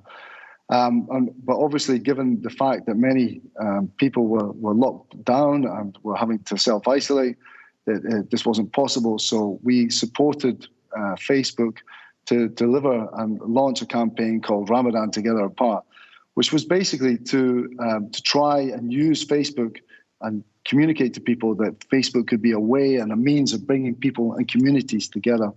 It was a very successful program. We've also recently launched the line in KSA, which is part of NEOM, which is the major development or the Giga project, which will see the development of a 100-kilometer long city that will redefine the way that Saudi Arabia its economy. It's going to be a $48 billion project. We worked with the team to sort of build an international engagement plan, and very much kind of working with the team to kind of promote that. But also in the context of the challenges that Saudi faces in its global reputation. So working with them to develop very strong messaging, very clear engagement plans, and again, very, very successful delivery of the project. Another type of activity that we deliver very frequently is lots of spokesperson preparedness training. And this was us working with the Ministry of Finance in Saudi Arabia, working on the launch of the annual budget. And essentially what our team did was work with the Minister of Finance. So this is him here, His Excellency Mohammed Al-Judan, and working with him and 14 of his colleagues to ensure that the budget had a consistent, clear narrative of what we were trying to say. And the key reason why this is important is because if each and every department or ministry was going off and saying individual things, it would have been very difficult for people to understand what was being said in the budget. So it was very important that we had a very clear and concise and consistent narrative. And I'm going to touch on the importance of clear, concise, consistent narrative in a second in part of the training, but it's the cornerstone of communications. And for this, for 3-4 weeks ahead of the budget, we prepared, we sat with the ministers, we worked out kind of the things that they would say, and we trained them to make sure that we acted as if we were the media, and we asked them questions, and we practiced to ensure that we were aligned in what we wanted to say. And just to give you, again, I wanted to give you a kind of broad overview of the type of work that you can get if you decide to follow a career in strategic communications. And this was, and the power of the work that we do. And this was a campaign that we worked with LinkedIn. And it was really to try and, drive women in Saudi into the workplace. And so basically many women in Saudi felt that their voice was not being heard in terms of gaining employment in Saudi. So we created this Hear It From Me campaign, which was very much driving and hearing the voices of women who were in work and encouraging other women to take up the opportunities that were now being presented by the economic diversification of the country. So that's a little bit about Edelman, what we do, some of the projects that we've delivered recently, give you a kind of good understanding of the type of work that if you were to try and pursue a career in communications that you could be presented with. And you can see the diverse range of things that you're doing, everything from crisis work to major launches, to campaigns on digital platforms, to training senior government ministers. It's the beauty of communications is that no day is ever the same. But I wanted to kind of give you a quick overview of some of the opportunities within Edelman and the kind of career path that you could potentially take. And we absolutely believe that what we offer is an integrated career. And basically this means that you could be working everything from PR consultancy, which could be if you were sector focused, if you had a passion for healthcare, or if you had a passion for hospitality and travel or entertainment, there's opportunities that you can get involved in there. If your passion is digital, we can certainly support in terms of social media, content marketing, search engine optimization, web and app design. Working very closely with our creative team. We have the strategic planners, who sit and work out the kind of strategies, understand the objectives of what our clients require. Again, we look very much at measuring outcome rather than output, and understanding what our clients really need to do to take the business forward is really important. And that's one of the key aspects of the strategic planning team. And then obviously creative is everything from art direction to graphic design to web design. So you can see there's a plethora of opportunities. There's not one job. If you say that you're looking to get a job in PR, then you could be wearing many, very, very many different hats. And I wanted to kind of just give you a quick kind of indicative career path, that this is Edelman, but probably across the region, is that if you do decide to take a career within strategic communications, that you would probably, if you would take it in core PR, you would start off maybe as an intern and then moving up to an account exec. And after 2 or 3 years, you would be looking to push up into account management. And then, after about 7 to 10 years, you would be looking to sort of be an associate director, really driving forward creative plans from the outset. Again, from the creative side, you're looking off to being a multimedia designer, art director, moving up through the different ranks as you go throughout the years. So you can see there's a real path of opportunity that you can take, if you decide to take this kind of career path. So I just wanted to give you a quick overview, as an intern, what you could expect if you decide to look and take a career in communications, and certainly within Edelman, the type of work that you could be looking to work on. For everything from client work, one of the things that we absolutely sort of ensure that you do is you work with a range of different client teams, whether you're on healthcare to energy to tourism. Make sure that you get a broad range of experience to understand what is it that really fits your passion. You may come on and feel that you're absolutely want to focus on healthcare, but then you realize that you'll have a passion for something very different in terms of, for example, tourism. And we make sure that at the early parts of your career that you're exposed to as many different client sectors as possible. We get you working on process documents, everything from what we call the WIP, which is the work in progress document.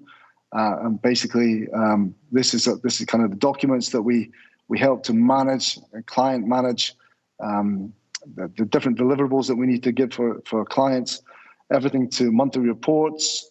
We also get you to work on content development, everything from press releases to media alerts to fact sheets.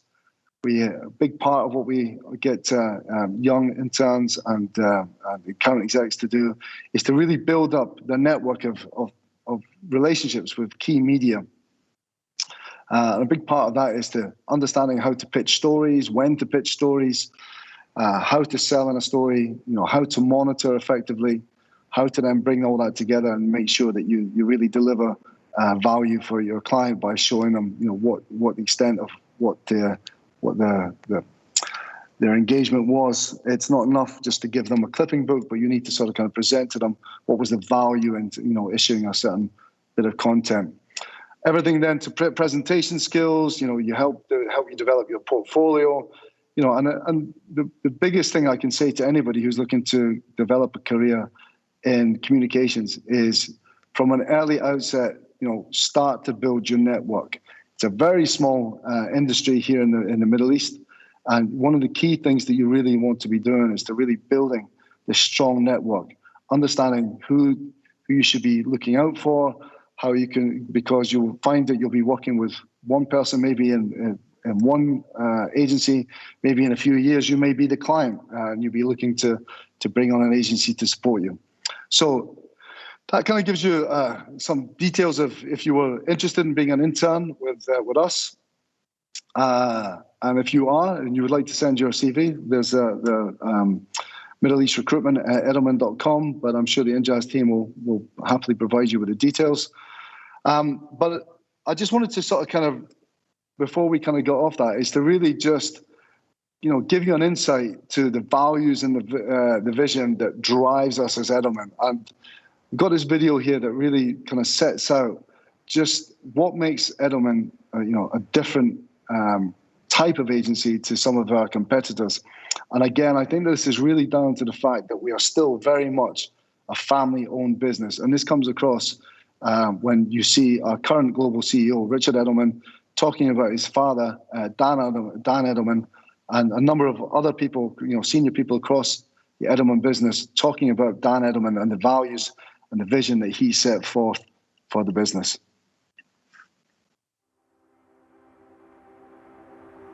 We do things differently. We're a clan of our own. We don't have people who are just here to paste the clippings or to run over to the newspaper with a release. You have a chance to demonstrate your capabilities from day one. This is an entrepreneurial place for everybody. Who was Dan Edelman? His whole life was spent accumulating information, honing it, and making sure that his company did it. Dan himself embodied the Edelman DNA by being exacting and being provocative. Dan always had this brown leather hard-sided briefcase with him. And it would be on his lap, the top up, and his hands would be hidden behind. So he'd be asking questions and taking notes all at the same time.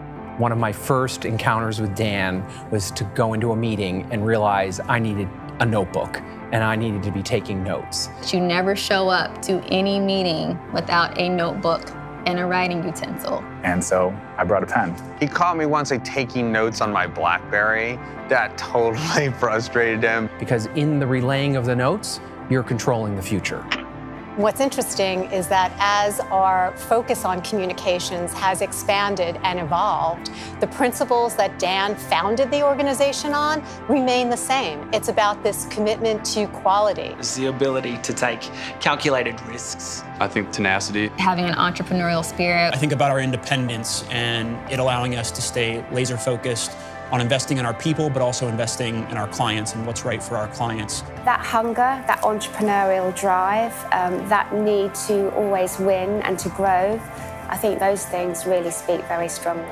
On my first day, when I arrived here in Chicago, I came into the museum, into Dan's office. And I remember putting my hands on the desk and just whispering to myself, I'm gonna do this for you. I got this for you. Dan had a very simple philosophy about how to run a business, which is you have to have relationships with the clients, you have to go walk the halls, and nobody is too fancy to be an AE. It's well known that Dan Edelman used to say everyone is an account executive. Traditional public relations, be it digital, paid media, SEO, creative, we're all still account service people. He really gave us a sense of pride that no matter how young or junior we were at the firm, we all had the ability to drive change as well as impact where the future of the firm was going. Dan deeply cared about you as a person. He cared about your family. He cared about who you were, far beyond the fact that you showed up and worked at his firm. One of the evenings we were here kind of late, and it was funny. He walked out, he goes, I'm going home, everybody else has to too. You shouldn't be here later than the boss. One of Dan's values was his commitment to excellence, and I think that diversity and inclusion is a key component of that, making sure that we have diverse perspectives around the table as we're working towards programming for our clients. His principles, I would say, not only directly contributed to enabling us to take advantage of the changing environment, but they're the very foundation of it. His vision ultimately was to be creative and ensure that we were doing the best job telling a client's story and getting it the most reach to the audiences that mattered. You know, Dan sort of came out of a journalism background, and it was always, what's the story? And what are we trying to tell here? And why does that spokesperson make sense? And what's the visual behind it? He had such a vision about what PR could be and the value. And I think he'd look at the work we do today and say, yeah, I was right. Dan Edelman's legacy is to embrace change to the benefit of our clients. This company and what we are and what we're becoming came from one man's idea, his courage, his drive, and sort of an unstoppable nature. You know, there's something to a kid from New York who moves to Chicago and then has the idea to set up the first marketing PR firm. And there was a relentless aspect to Dan, one of ambition, of drive, but of decency. He always wanted to win the right way. He wanted to outwork the other person. And to have Edelman be the paradigm firm in the sector. And in that, I really think he's succeeded. Our independence, our being different, and feisty and hard-hitting and creative and courageous and coming up with new ideas, that's what we're all about. And that's what we want to continue to be about.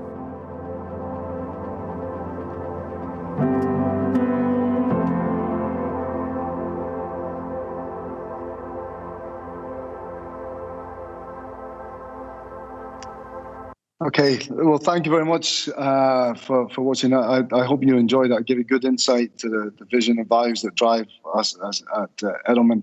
And a couple of good snippets there. Always make sure you take a notebook and a pen to your meetings. Hopefully that's a little bit, a good bit of advice. I've just received a WhatsApp and been told that we're out of time. I think that the technical issues at the start means that we're unable to deliver the little bit of training that we're going to give you today. I don't know if we've got time for some questions. I'll leave that to the INJAZ team. But look, on behalf of everybody at Edelman, I'd like to wish you all the best as you set forth on your careers. You know, very much was not that long ago, it feels like that I started on my own path to communications. I started late and went to university when I was in my late 20s. But if you do decide to take the path of strategic communications, there's a rich, diverse, rewarding career ahead of you. And certainly, if you are interested in maybe working with Edelman or would have any other questions to regards to how you can get a career in strategic communications, alternatively to Edelman, we would still be happy to answer any questions that you have. So on that point, I'll pass on to the INJAZ team and just see if we have time for questions, or should we just stop?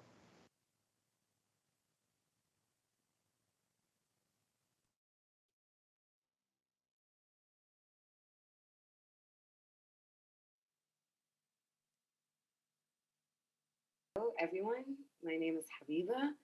مساء الخير عليكم. أنا النهاردة جاية أقدم لكم ورشة من مهارات من جوجل على الفرص العمل في المجال الرقمي. طبعاً اللي تستفيدوا بأقصى حد من التعلم عبر الإنترنت، ندعوكم لزيارة google.com/مهارات. يلا بينا نبتدي. النهاردة هنتكلم على كل الفرص العمل المتاحة في المجال الرقمي وبشكل أوضح عن الفرص المتاحة في المجال التسويق الرقمي. ففي ورشة العمل دي هنكتشف فرصة العمل المتوفرة في المجال الرقمي وفي التسويق الرقمي، ونعرف إيه هي الوظيفة الرقمية اللي ممكن تبقى مناسبة ليكم، ونعرف برضو إزاي ممكن نجذب اهتمام أصحاب العمل المحتملين وإقناعهم بأنكم الشخص المناسب للوظيفة. طبعاً في تزايد الحاجة إلى خبرة في المجال الرقمي، وده بسبب إن في واحدة من أصل 5 وظائف في العالم العربي already أصبحت للأشخاص المتمكنين من المهارات الرقمية. بالإضافة إلى ذلك إنه في ناس كتير دلوقتي عايزين ينشئوا أنشطتهم التجارية الخاصة بيهم. فمثلا في الولايات المتحدة الأمريكية يمثل الأشخاص الذين يعملون لحسابهم الخاص 30% من قوة العمل الرقمية. دلوقتي هنبدأ الورشة زي مثال عن حد صاحب عمل. صاحب العمل هو خالد، وهو تاجر قهوة السعادة. وخالد يمتلك متاجر في مدينتك أو مدينتك وعدة مدن في مختلف أنحاء العالم. دلوقتي يشهد النشاط التجاري نمواً سريعاً، وعشان كده إنشاء متجر على الإنترنت لبيع مجموعات واسعة ومتنوعة من أنواع القهوة على مستوى العالم كان لازم يحصل على النشاط على استثمار لإنشاء موقع إلكتروني جديد، فيضم وظيفة التجارة الإلكترونية ويعمل على زيادة وجوده على الإنترنت. طبعاً ده بيخلي الوجود يبقى على نطاق أوسع بكتير. تعمل الشركة حالياً على توظيف فريق جديد لتنفيذ هذه المهمة، لذلك تتوفر وظائف في مختلف التخصصات، فترغب أنت أو أنت في الانضمام إلى هذا الفريق. تعالوا نشوف إيه ممكن كل الوظائف اللي تشغلوها إذا بتناسبكم. دلوقتي المهن المتاحة في العالم الرقمي وفي عالم التسويق الرقمي مكونة من مسؤول اكتساب العملاء والاحتفاظ بهم، وهو Customer Acquisition and Retention. مدير تحسين محركات البحث، وهو ال SEO Manager. مدير التسويق عبر محرك البحث SEM Manager. مدير المشاريع Project Manager. مدير التجارة الإلكترونية E-Commerce Manager. مدير شبكات التواصل الاجتماعي Social Network Manager. مسؤول تخطيط الحملات الرقمية Online Media Buyer. مشرف الموقع Webmaster. مسؤول ضمان الجودة والاختبارات Quality Assurance and Tester. مصمم ومطور الوسائط Graphics and Media Developer. مؤلف كاتب محتوى Online Content Curator or Writer. مسؤول تجربة الاستخدام User Experience Specialist. محلل البيانات Data Analyst. تعالوا نخش في كل وظيفة بعمق شوية. فهنبتدي بمسؤول اكتساب العملاء والاحتفاظ بهم، وهو ال Customer Acquisition and Retention. وصف الوظيفة دي هي عبارة عن دراسة السوق وتحديد شرائح العملاء المستهدفين أو your targeted audience، إدارة الميزانيات التسويقية، خلق برامج ونظم المتابعة الدائمة مع العملاء بعد عملية الشراء بأوقات مختلفة، تحليل البيانات وتتبعها، تقييم عائد استثمار التسويق الرقمي or ROI. الدورات اللازمة للوظيفة من مهارات من جوجل هي فهم احتياجات عملائك على الإنترنت، و2 زيادة الإنتاجية من العمل. طبعا في كورس تاني أو دورة تانية لازمة للوظيفة وهي through HubSpot Inbound Marketing Course. مدير شبكات التواصل الاجتماعي أو Social Network Manager، وصف الوظيفة هي متابعة نشاط العلامة التجارية على شبكات التواصل الاجتماعي. Social listening، يعني بنشوف الناس بتقول إيه الحاجات الترندنج أو إيه الترند الجديد. تقريبا بيبقى أهم حاجة إن إحنا بنشوف يا إما we're going to follow this trend، هنتبع الترند ده أو لأ، أو بنشوف مثلا ممكن مين من المنافسين لينا بيعمل إيه وده كانت حاجة تناسبنا ولا لأ، ولا الناس بتتكلم علينا بتقول إيه، وده حاجة عايزين نغيرها ولا عايزين نكبر منها ونوسعها. تحليل تعليقات العملاء والرد عليهم، إنشاء محتوى وسائل التواصل الاجتماعي وخطة شهرية which is the social media strategy and monthly content. إدارة المواقف الحرجة للقناة وهي crisis management.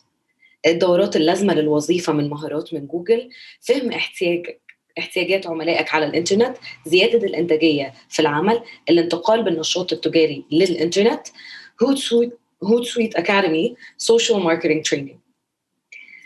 الوظيفة اللي معانا بعد كده هي محلل البيانات، وهي تتضمن جمع البيانات من خلال Analytics أو غيره، واستخدام البيانات دي لإعداد النماذج، إنشاء الأنماط والمؤشرات، توفير البيانات لاتخاذ قرارات النشاط التجاري على أساسها.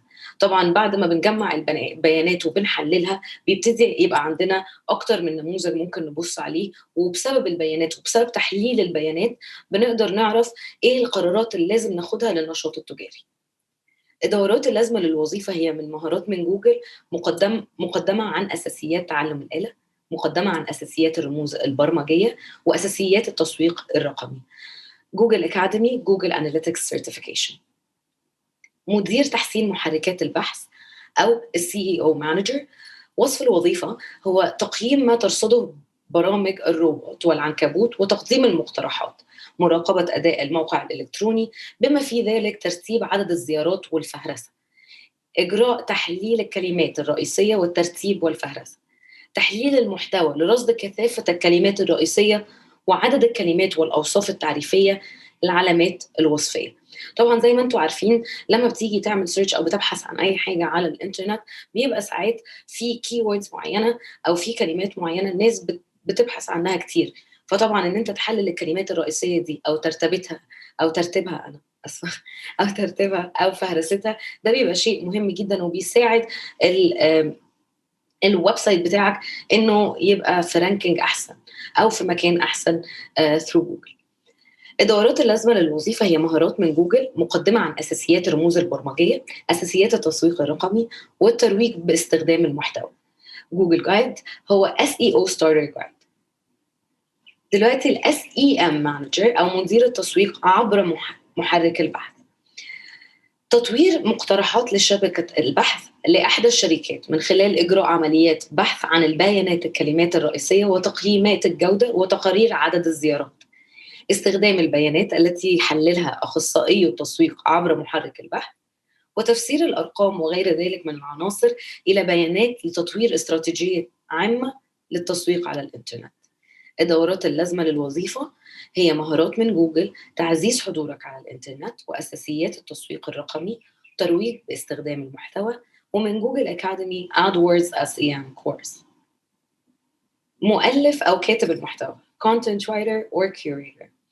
وصف الوظيفة هو مراجعة المحتوى في الشبكة، إنشاء محتوى ديناميكي أو محتواه الخاص أو من مستخدمين آخرين أو من مصادر أخرى، فيا إما بيبقى المحتوى ده من عندك أنت أو أنت فكرت فيه وبشكل مبتكر وعملته، أو من مستخدمين آخرين وعملت له ريبوست أو إعادة وضعه على وسائل السوشيال ميديا أو مصادر أخرى. اختيار المحتوى الملائم والقيم لتضمينه على الموقع الإلكتروني أو التطبيق أو وسائل التواصل الاجتماعي. استخدام المحتوى لتحقيق أهداف النشاط التجاري وتحقيق الربح منه. الدورات اللازمة للوظيفة هي مهارات من جوجل، تعزيز حضورك على الإنترنت، أساسيات التسويق الرقمي، الترويج باستخدام المحتوى، الوصول للعملاء عن طريق الموبايل، توسيع النطاق إلى بلدان أخرى. من HubSpot Academy Content Marketing Certification. User Experience Specialist أو مسؤول تجربة المستخدم، هو بيحسن من مستوى رضا العملاء وولائهم من خلال تحسين سهولة الاستخدام والتفاعل بين العميل والموقع الإلكتروني أو التطبيق. تقييم ما إذا كان الموقع الإلكتروني أو التطبيق مفيداً لمجموعات المستخدمين المستهدفة، وتقييم مقترحات حول كيفية زيادة فعاليتها كتجربة مستخدم. الدورات اللازمة للوظيفة هي مهارات من جوجل، مقدمة عن أساسيات تعلم الآلة، ومقدمة عن أساسيات الرموز البرمجية. Audacity Academy UX Design for Mobile Developers by Google. مسؤول ضمان الجودة والاختبارات Quality Assurance and Tester هو التحقق لمعرفة ما إذا كان الموقع الإلكتروني أو التطبيق يلبي متطلبات معينة. طبعاً دي إحنا بنحطها في الأول أو بتبقى من أهم الحاجات اللي إحنا بتبقى بالنسبة لنا أساسية إن إحنا نعرفها. مراجعة جميع وظائف الموقع الإلكتروني أو التطبيق لضمان عمله بشكل سليم. التدقيق في المحتوى على الإنترنت ورصد الأخطاء الإملائية أو الصور والرسومات الغير صحيحة أو بتاخد وقت طويل على ما تبقى موجودة على الشاشة مثلاً. الدورات اللازمة للوظيفة هي مهارات من جوجل، مقدمة عن أساسيات تعلم الآلة ومقدمة عن أساسيات الرموز البرمجية. Allison Academy Software Testing Course. مدير المشاريع أو Project Manager. مهمة مدير المشاريع هي مهمة مش سهلة بس مهمة محتاجينها كتير جدا في أي مشروع أو في أي عمل، لأن هو بينظم أو هي بتنظم الموارد لمشاريع رقمية معينة أو متواصلة. بيبقى من أهم الحاجات اللي تتعامل في هذه الوظيفة هي جدولة مدى تقدم المشاريع ومراقبتها، وإبقاء المعنيين بالأمر على علم بهذا التقدم، وإجراء طبعاً تحاليل مخاطر للمشاريع، وإجراء التغيرات اللازمة لتنفيذ في الوقت المحدد وفي إطار الميزانية المتفق عليها. الدورات اللازمة تعزيز حضورك على الإنترنت من مهارات من جوجل، أساسيات التسويق الرقمي والانتقال بالنشاط التجاري إلى الإنترنت، مقدمة عن اتصالات الأعمال. من Allison Academy there is Project Management Course. دلوقتي Graphics and Media Developer أو مصمم أو مطور الوسائط هو ببساطة بيصمم شكل الموقع الإلكتروني أو التطبيق وأسلوبه. مهمة في غاية الأهمية صراحة، وهو يتم برضو إنتاج الرسومات أو ينتج الرسومات والصور المتحركة وعناصر الفيديو. الدورات اللازمة للوظيفة هي مهارات من جوجل، أساسيات التسويق الرقمي، مشاركة الأفكار من خلال التصميمات وسرد القصص، ومن شو أكاديمي Introduction to Photoshop. مسؤول تخطيط الحملات الرقمية أو أونلاين ميديا باير، وده شخص برضو في غاية الأهمية. هو وصف الوظيفة إجراء عمليات بحث حول الجمهور المستخدم وأفضل طريقة للوصول إليه، التفاوض على المساحات الإعلانية وشرائها ومراقبتها للوصول إلى أكبر عدد ممكن من الأشخاص بأقل تكلفة ممكنة. كثيرا ما يعمل في وكالات إعلانية وإعلامية. الدورات اللازمة للوظيفة هي تعزيز حضورك على الإنترنت، أساسيات التسويق الرقمي، الترويج واستخدام المحتوى، أو من جوجل أكاديمي AdWords SEM Course.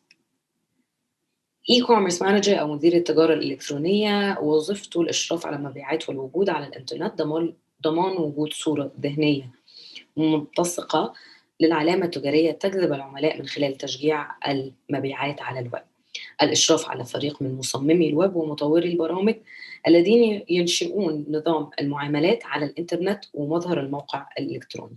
الدورات اللازمة تحديد حضورك على الإنترنت، تعزيز حضورك على الإنترنت، أساسيات التسويق الرقمي، الترويج باستخدام المحتوى، وجوجل أكاديمي، AdWords Shopping Course، وإنباوند ماركتينج. دلوقتي ماذا تحتاج الشركات؟ هم بيحتاجوا 5 حاجات، هي المعرفة، الأدوات، الخبرة، الأسلوب، واللغات. تعالوا نخش في كل واحدة بس بشكل بسيط. المعرفة طبعًا هي عبارة عن دورات تدريب التسويق الرقمي، بس برضه إنه يبقى في مؤهلات فنية زي مثلًا شهادة AdWords أو شهادة Analytics. دي بتضيف جدًا لأي حد. طبعًا إكمال الدورات التدريبية البارزة على الإنترنت، فهي توضح مدى حماستك، يعني وجود ده على السيرة الذاتية طبعًا بيفرق كتير، وطبعًا المعلومات العامة برضه بيفرق كتير. الأدوات جزء كبير جدًا من الوظايف بتتطلب مهارات ومعرفة بأدوات معينة وتطبيقات معينة. اختيار مجال عمل يعجبك وتعلم كيفية استخدام أكبر عدد ممكن من هذه الأدوات. الخبرة توضيح إنك نفذت جزء من ذلك من قبل، أنا عملت اللي مطلوب مني ده قبل كده. الإقدام والمحاولة. الأسلوب تجربة ريادة الأعمال، التميز بالمرونة، التميز بالتفاؤل، والاستعداد الدائم للاستماع والتعلم. دي نقطة مهمة جدًا يا جماعة، دايمًا نبقى بنورّي أو بنبيّن قد إيه إحنا مستعدين إن إحنا نسمع ونتعلم أكتر ونبقى متفائلين ويبقى عندنا مرونة أو flexibility زي ما بيقول شوية. اللغات طبعًا كل شركة تختلف عن الأخرى، لكن اللغة الإنجليزية مهمة للغاية. دلوقتي لو تحبّوا تقولوا لي في الchat box شايفين إنه إيه أكتر وظيفة مناسبة ليكم؟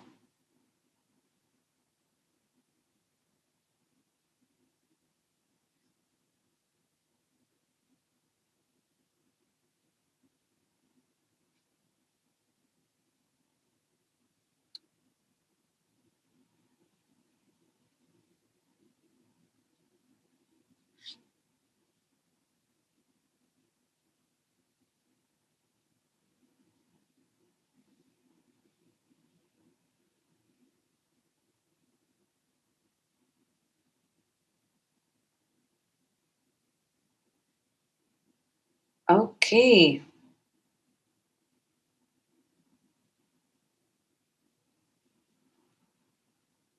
perfect.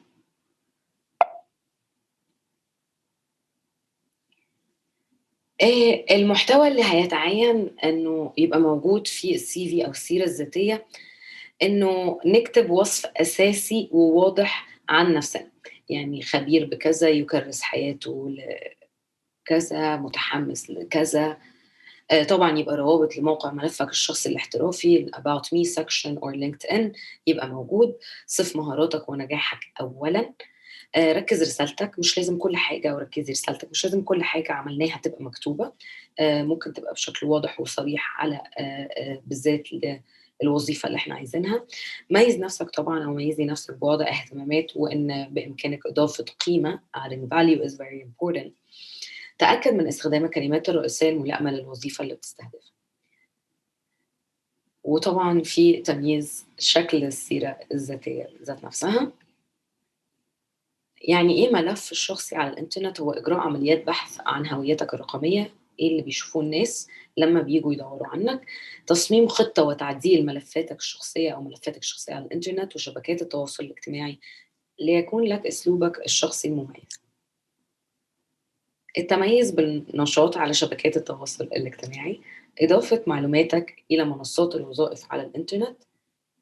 طبعًا مطلوب منك لتقديم انطباع إيجابي أثناء المقابلة، إنه لا يوظّف أصحاب العمل سيرة ذاتية، بس بيوظّفوا شخص ما، لذلك عليك التعريف بنفسك وتقديم انطباع إيجابي.